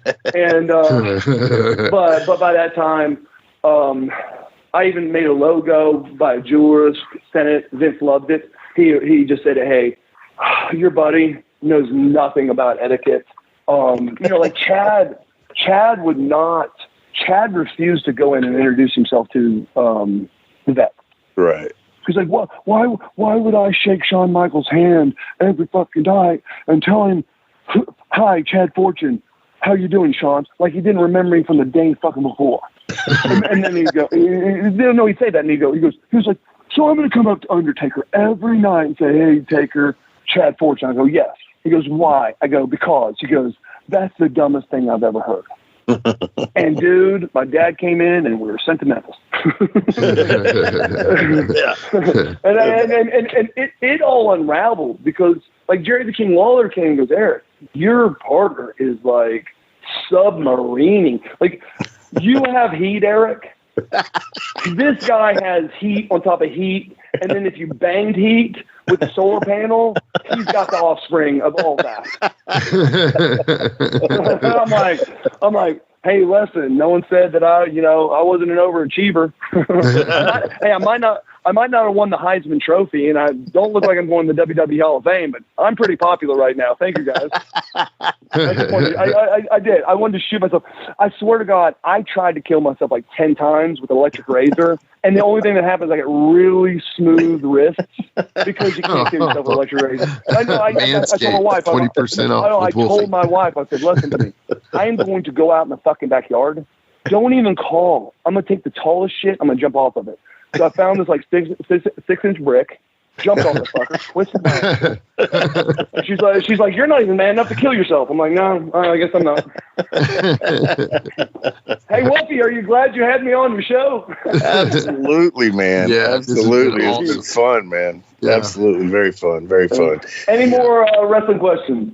Okay, so this is an interesting one, and it's kind of like we went from the beginning to the end to now we're kind of coming back to the beginning. So obviously everybody talks about it. It's 92 was probably what I would consider a pretty brutal year for you because in all these like Wrestling Observer, they're saying he's like, the most overrated and all this stuff.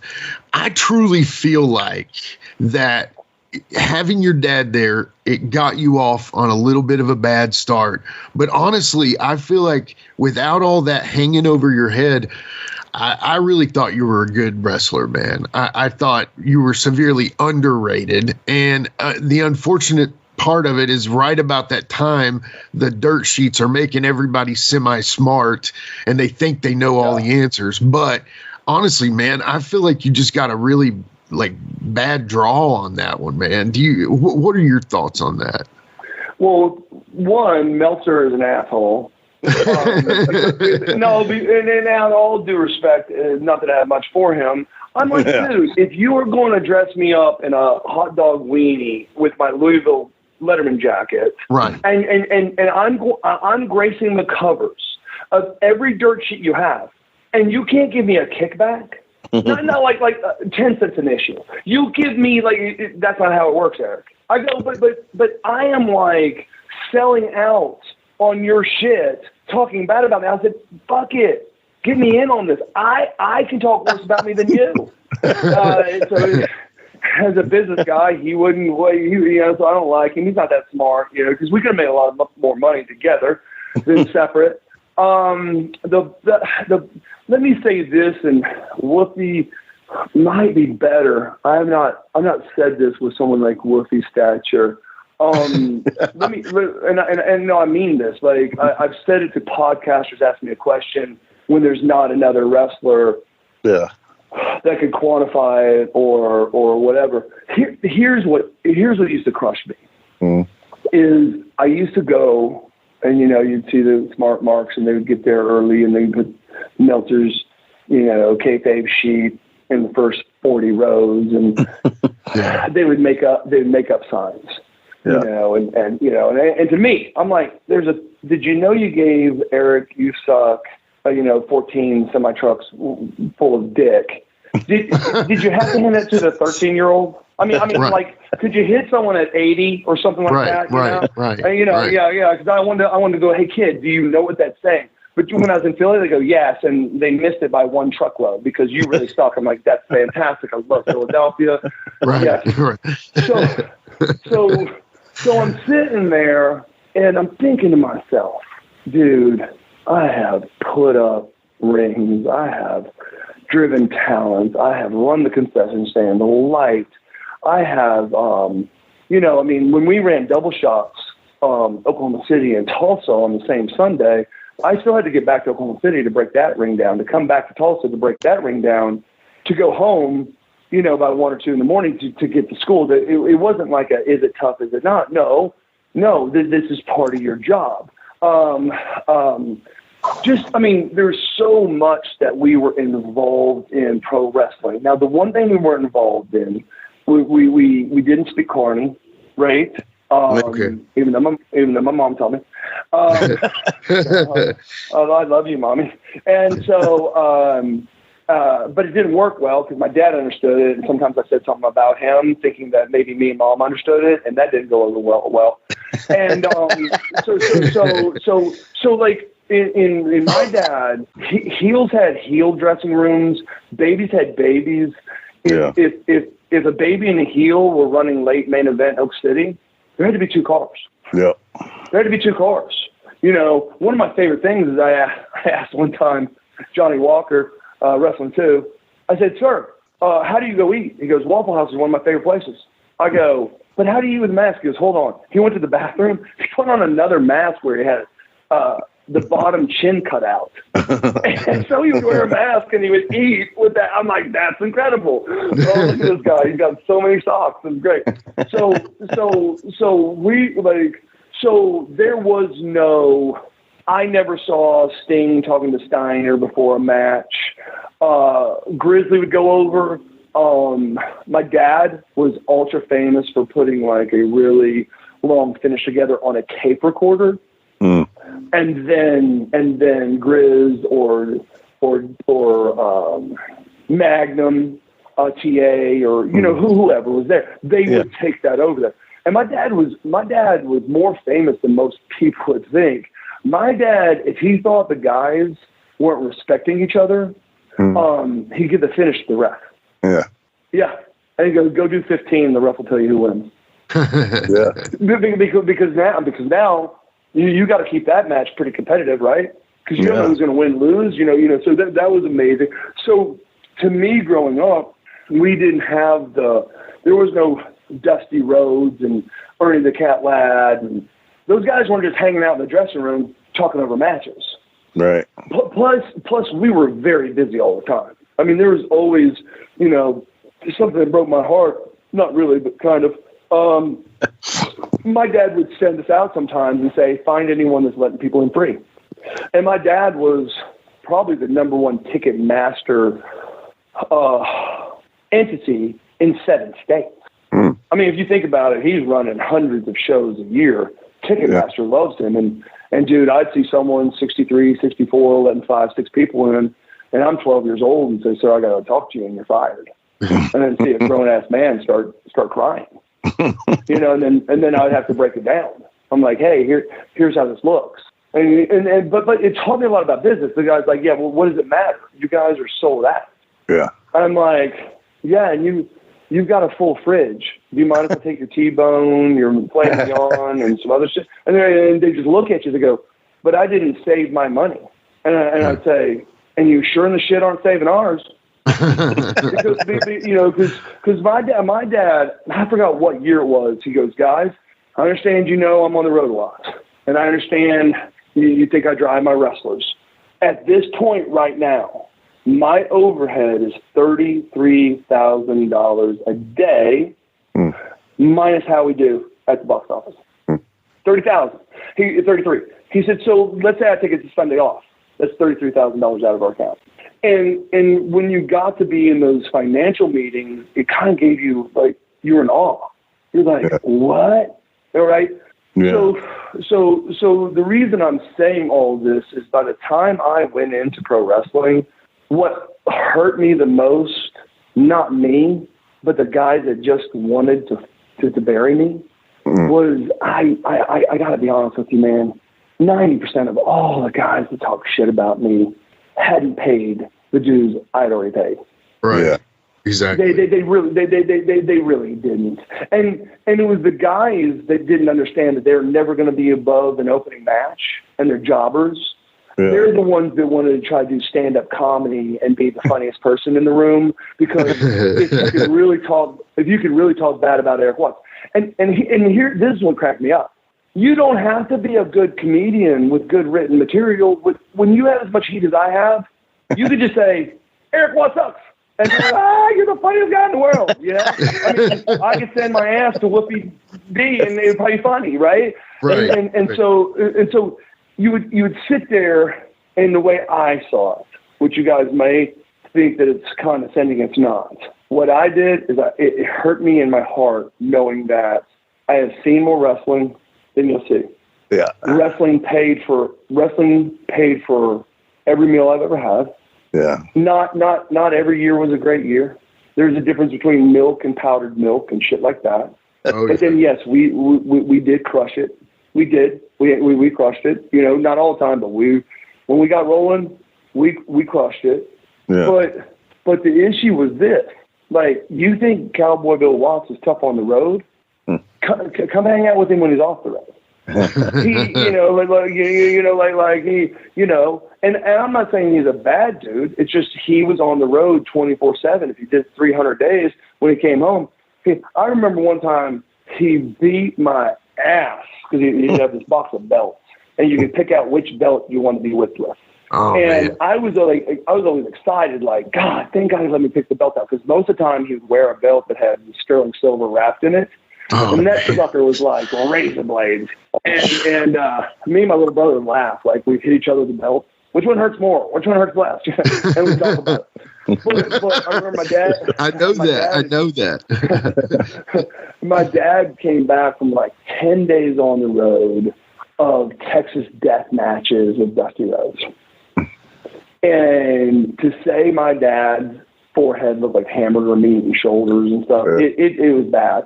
Well, I, at that time, was in control of the pool. Well, I guess he wanted the pool at 70, whatever the shit it was supposed to be, which was already too hot. It's Oklahoma summer, and I had it at 70. Well, he goes and puts his toe in. What happens? All the bandages, all that just start coming off, and he's juicing in the pool.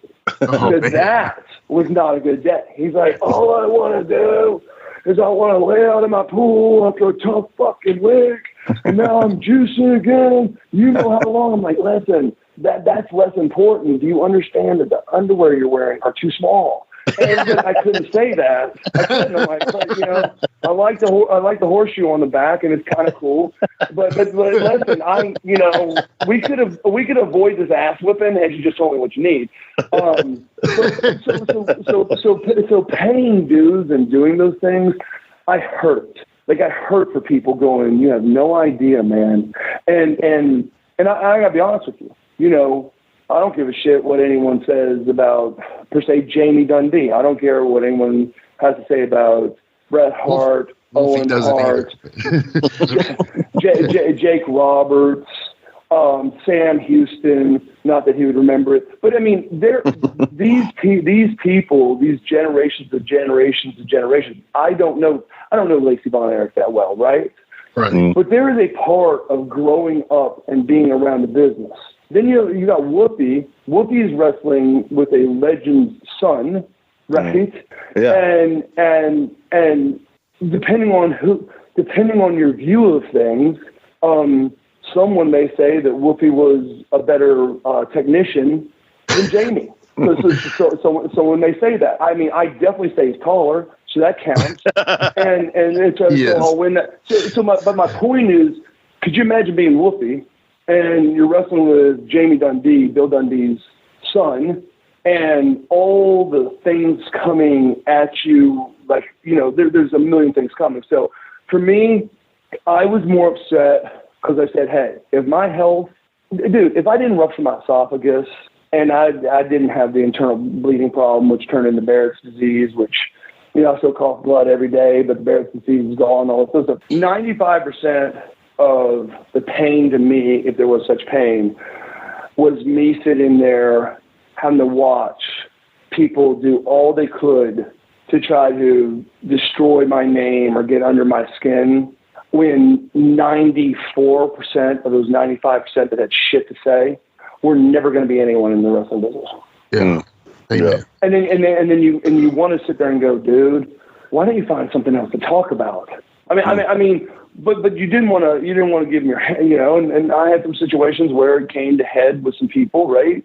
People understand that with Rick Rude and a few other people. And that's the only time that I had to kind of stand up and say, hey, by the way, I don't know whether you know me or not. I do appreciate you. I do. You're a phenomenal wrestler. But here's the deal. You're pushing, you're poking, you're pushing. I'm respecting, but I will choke you out. and that's what happened. and by the way, Sting allowed that. Sting's like, you know what? Your rookie stuff is done. Next time, tonight, whenever, anyone that wants to push you and you keep on saying yes sir, no sir, and eating it, you do whatever the hell you want. I said, are you serious? He goes, your rookie card is pulled, bro. Yeah. It's over. Yeah. So that's cool. Sting was good to me. That is very cool, man. Yeah, dude. Hey, I totally appreciate you coming on and giving the extra time and everything. And, I feel you, man, especially when you put it all into perspective there at the end. I feel you.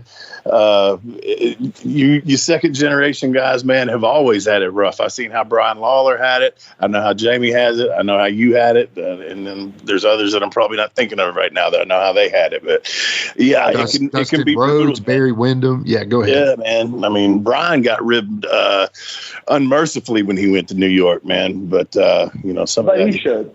Yeah, he should have. He brought it on himself.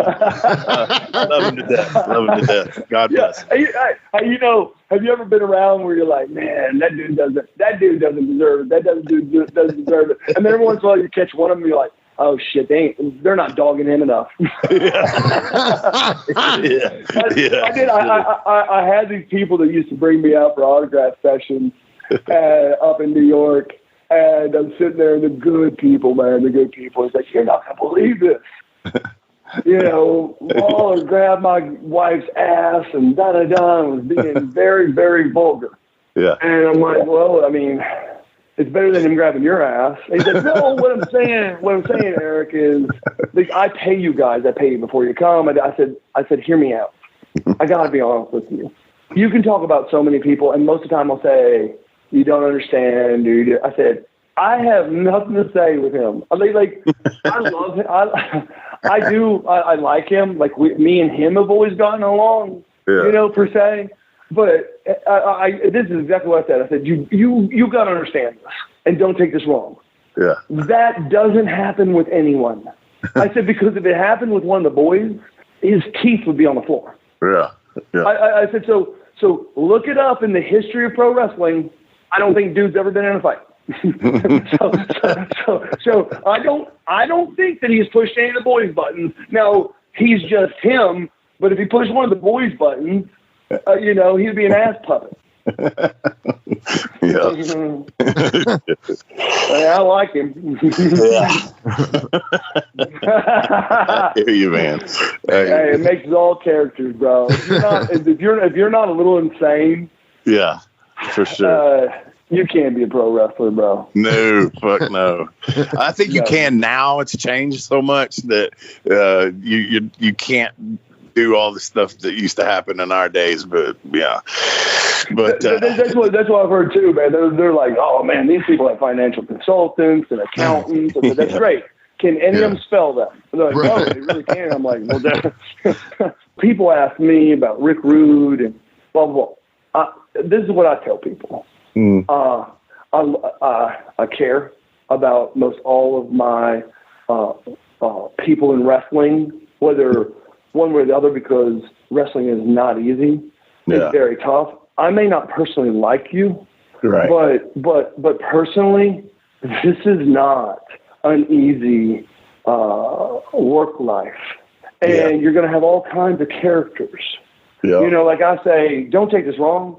And I'm talking about back in our day. I said, we're overpaid strippers. I said, that's all. That's what we're, and we're going to act like that. We're going to stab you in the back. I want to do the lap dance. Who are you? I'm going to talk bad about you. I said, I'm going to do whatever it takes to get the lap dance, right? I said, so what's cute? What I can do though is I can go at the end of the day and know that person's on the road. They've had injuries. Nothing always works out. The dirt sheets could be against you. The office could be against you. Yeah. You could have a right name, wrong name. Like, you've got those things going on. But you got like sometimes people take it so old school that they're like, yeah, but there's a code. No. Let's explain something to you. There are specific people that have broken the code so far, and I don't mean it's that disrespect. Yeah. There's no disrespect. There's no disrespect. This is my saying, Wolfie. Yeah. Don't be mad at me if you ask me a question, because I'm reporting to you what I know is the truth. Right. So if you take it bad or you get offended, I'm sorry. I'm just doing my best to report to you. It's like my baby's got a game in 3 hours. I told people this. I got a little of my dad in me. I texted her today. I said, you do understand this is your last regular season game? And she goes, yes, sir, I do. I go, how long have you been stretching out, warming up? She goes, Daddy, that starts about 2 hours for the game. I said, bitch, I have warmed up, massages. I've taped both my ankles for this fucking game tonight. I'm like, you need to toughen up, sister. I got a full. So right now it's 2:57. In about 3 minutes, I got to go for a walk. I got to smooth into this. Because I promise you, I am an incredible basketball player. So because I can't coach right if I'm not all warmed up and shit. Yeah. What, so, you said it's on TV? Ready. Is it on TV tonight? ESPN Plus. Nice. ESPN I think I got it. App, man. I think I got it, dude. If you do have it, and later on this will be another topic that's hilarious. Mm-hmm. This coach hates Sydne. Really? Oh, it's the funniest thing you've ever seen in your life. He hates her, but he talks about how much he loves her, but he chews her out. She's the last person that comes out of the locker room. So she led the team in scoring last year. She's got the highest field goal percentage. She had the most rebounds and most steals. Didn't give her an award. The team voted her team captain, and he goes, nope, I'm going to give it to someone else. The girl that he gave it to hasn't started a game this year. Just to fuck with it. So the last 7 games, Sydney's really close to breaking 1,000 points, which is, it's decent. He has benched her the last 7 games. Oh shit! But now she came in. She had 27 the other night. She had 16 the other night. Whatever. But he tried, and I said, Sydne, I said, I know that you don't want to know this or think this. That's what happens when the booker doesn't like you. Yeah, for sure. I said, so if you're going to pro wrestle per se, we're not even talking about real shit. Like, you're the best rebounder, you're the best shooter, you're the best this. Yeah. They need no reason. They have no reason. I said, but I'm going to tell you something else. You could be the shits, and someone thinks you look like Little Richard, and we'll name you Johnny B. Bad. And, right. And, or, hey, Bill Goldberg, by the way. And lastly, think about the story I told you about the Chad Fortune. Think about this. I take Chad to WWE. Yeah. It pisses off Eric Bischoff that I found the loophole. He cancels every WCW training contract, has them rewritten, then shelves Goldberg, does not put on TV Chad beating Goldberg. Think about this, bro. Yeah. Think about this. Or Goldberg could have never done the streak. No. Yeah. That's how crazy fate is. And lastly, Goldberg, how he got into wrestling, he ran into me at Sting's gym and said, well, I see how you do. We played high school ball against each other. I said, bro, you need to think about pro wrestling. He goes, Eric, I love your father. I don't want him to whip my ass because he can whip my ass. He goes, but I want to get into like UFC or something, man. I want something to be real. He goes, so if I go and pro wrestle, people are going to think I do this fake shit. I said, Bill, you've been on 5 teams, pro teams. you haven't made it 3 weeks. What's fake and real? I said the checks are real. Yeah. And he said, I'm going to North Carolina. If the Panthers cut me, I'll meet with your guy, Dallas Page and Eric Bischoff. And I said, okay. And he came, he shaved his fucking head. He met with Bischoff. They gave him like a $500,000 1-year training agreement. And the rest was history. Just out of me and him running into the gym together and talking. It was wild, man. True story. That's wild. Guys, I appreciate you, man. I had a good time. Jimmy, I'm sorry that you didn't get enough questions, man. That's okay, brother. It was great. Thank you, Eric, man. I appreciate you, brother. I really do. Hey, Yes. Wolfie, the biggest thing is when we did that Goldilocks and all that, Yeah. it warmed my heart to see you.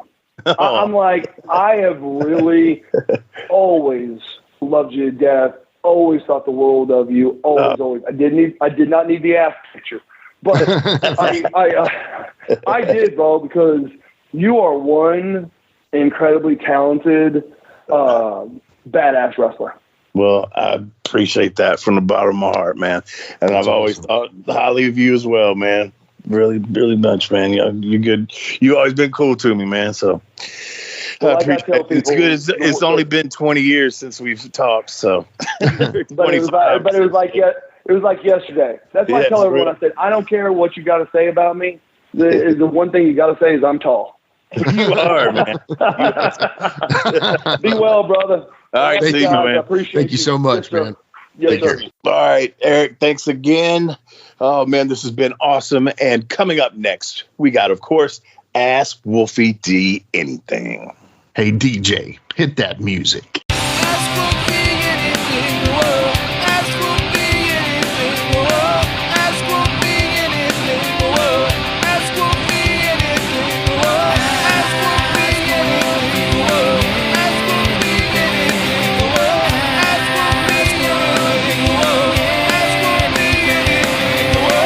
All right, we are back with Ask Wolfie D Anything, and man, oh man, what are the stories, man? Eric knows them all. That's awesome, yeah, man. That was awesome. You know how long we could have kept going? Oh, we could have kept going and going and going. You know, yeah. I mean, there's so much that history he's got in the business, man, and his stories are great, man.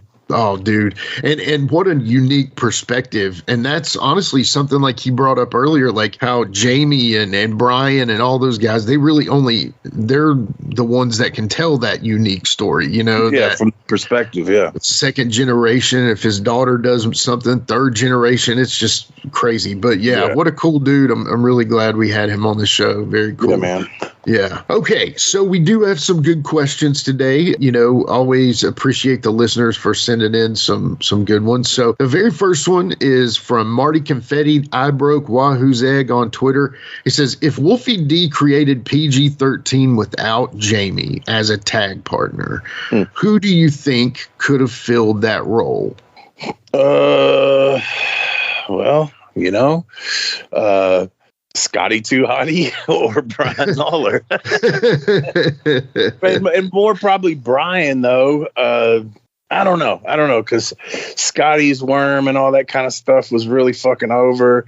That would have been great combo there. But then either one, man, on that. And hell, John Cena, maybe. Who knows? John Cena. I mean, obviously Road Dogg. If he Road Dogg. Chris Champion, maybe. No, maybe, but the age difference there. Right.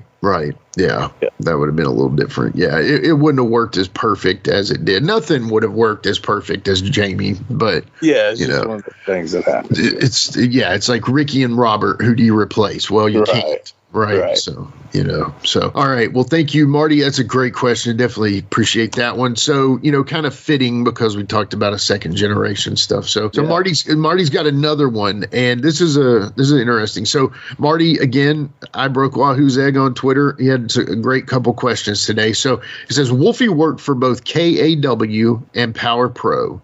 Mm-hmm. Which company did he see more upward mobility with? Which company paid better? So what about that first? Which one had what now? So the KAW and Power Pro, which company did he see as more upward mobility with, and then which company paid better? For sure, it was Power Pro. Yeah, I mean, you got your ties with WWE there and stuff. Yeah, for sure. Yeah, without a doubt. And then which one paid better, Power Pro? I think about the same. I think about the same. Okay, for me, I don't know about for everybody else.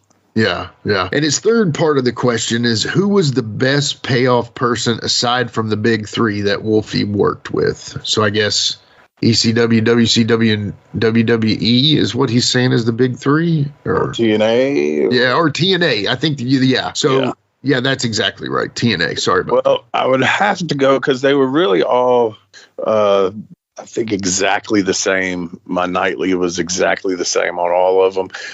But I had the WWE pay-per-view once a month. So okay. That's kind of helped out a little bit. But yeah, pretty much about the same. I had my pay scale because those are all right around the same times. You know what I'm saying? It's not too many years in between there. And my nightly was, I think, the same on all of them. And who other than those three was the best? USWA? That doesn't leave a lot, but or ECW or...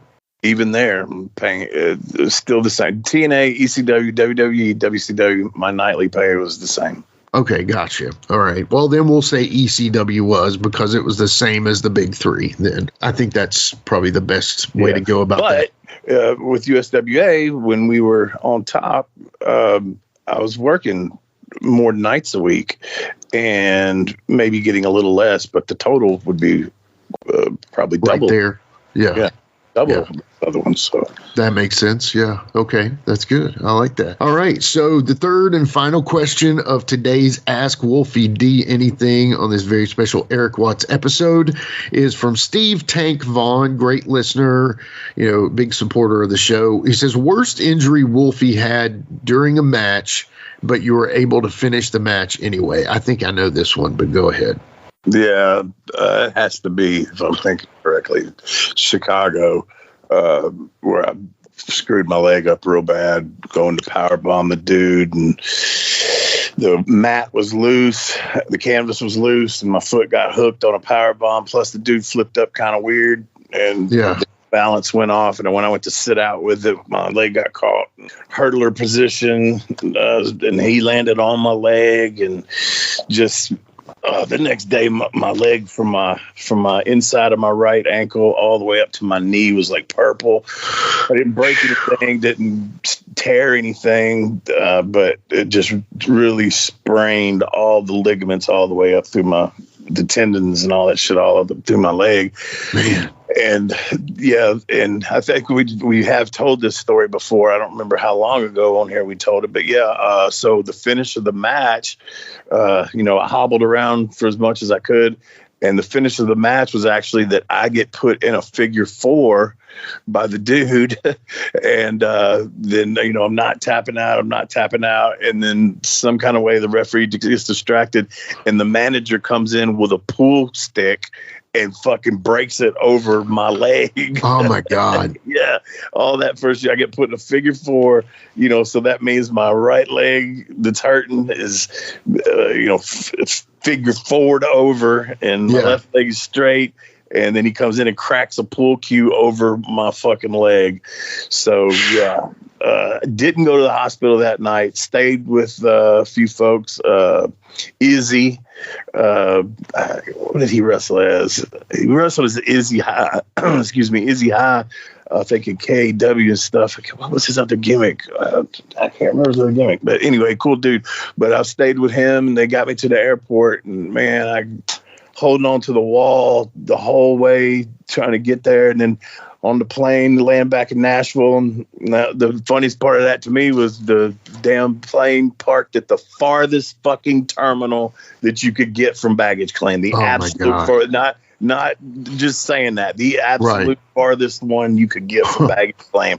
And there wasn't no carts coming by, to pick me up or anything. It seemed like they were it was like desolate or something in the airport. But hobble the whole way back. And then the next day I walked into the doctor's office, and it was a walk-in clinic. I didn't have insurance or nothing. And I remember this doctor came in, man, and sitting up there on the table, and I got this purple fucking leg, and I'm not even joking. This black dude doctor, he walks in, he looked at my leg, and he goes, "Damn."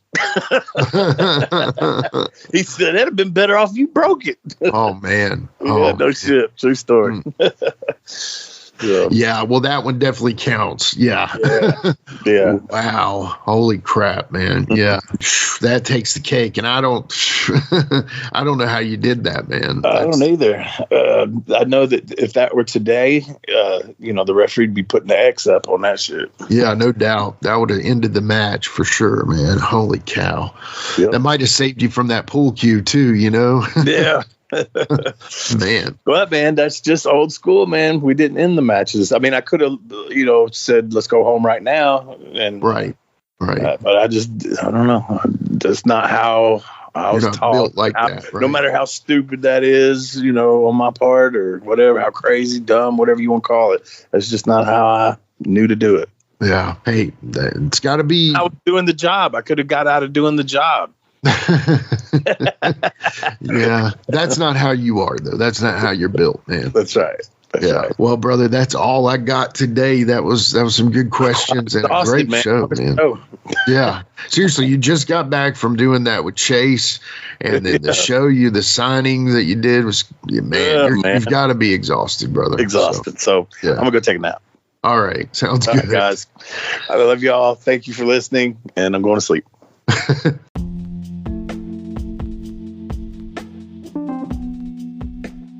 And now a word from our sponsor.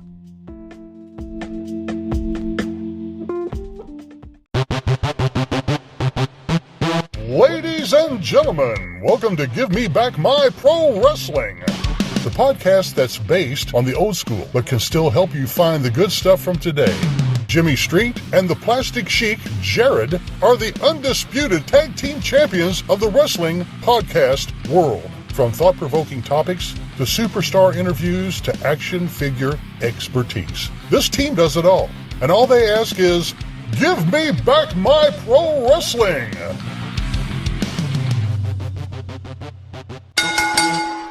Every other Thursday, wherever you listen to podcasts. That's right, it's the Talk of Middle Tennessee, the channel you love to hate and the channel you hate to love. It's Brian Turner from Brian Turner's VHS Rehab. And if you're looking for matches from Wolfie D to Jerry Lawler to Dusty Rhodes and the team that put a pimp before your eyes and a goatee between your thighs, Booty Call and Athena, go to lostwrestling.com. See, I made it easy for you. Brian Turner's VHS Rehab. Booyah. Join me, Gene Jackson, for the Jackson Interaction Podcast, where I'll be doing one-on-one interviews with people from the world of professional wrestling, as well as stand-up comedy. You can get them anywhere podcasts are available in both video and audio form, but you can find them all at genejacksonpod.com.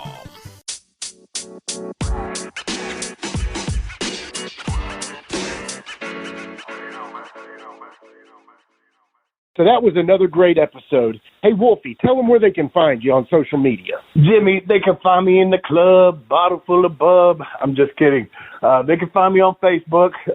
My personal page is Warren Wolf, WOLFE. I'm on Instagram at WarrenWolf13. You can always find us on Facebook, Twitter, Instagram, and YouTube at Live Wolfie D. Here's the thing. Wolfie always has offers for his autographed photos. He has a selection of some awesome photos from throughout his career that he will autograph and personalize any way that you want him to. Just contact him either directly at his personal Facebook page or through any one of our other pages, and we'll make sure you get in contact directly with Wolfie. Get those photos, right, Wolfie? Yeah, I've got some good stuff on there, to help with the podcast. Folks, if you can't get out to a show to meet Wolfie D, there's nothing like that, especially for the fans of PG-13 and Wolfie D. And before we go, you can always find me, your host, Jimmy Street, at James Rock Street on Twitter, Instagram, and YouTube. And hey, Jimmy, before we go real quick, I just want to add in there, from the bottom of my heart, I really appreciate, first of all, the work you've done for this podcast. You have worked your butt off. Secondly, the people that are liking the page. Beyond that, even more, is the people that are listening, and we really appreciate that. Yeah, and remember, guys, the podcast drops a new episode every Monday at noon, and our past episodes are streaming now on demand on all major podcast formats. Thanks again.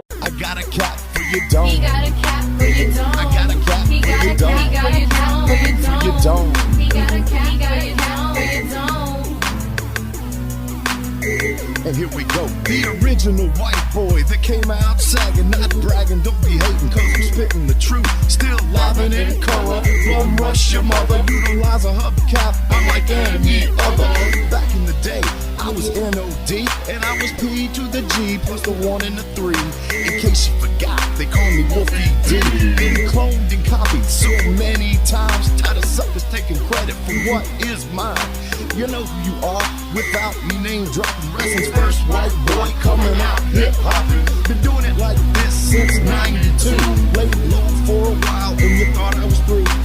Listen real close to these rhymes that I've injected. This shit's so sick it makes your ears get infected. Mad skills, no faking, there is no one great. Cause I'm bringing more folks than Obi-Wan or Vader. Not here to play games, so you better beware. You don't like me, so what? I really don't care. Like time I keep ticking and I can't be stopped. You sucker step to the side unless you wanna get dropped. With my finish, I'll straight knock you out. Please allow me to tell you what it's all about. I'm gonna wind it up, then I'm driving it home. It's Wolfie D, baby. Huh. I got a cap for your dome. I got a cap for your dome. He got a cap for your dome. He got a cap for your dome. This has been a James Rock Street production.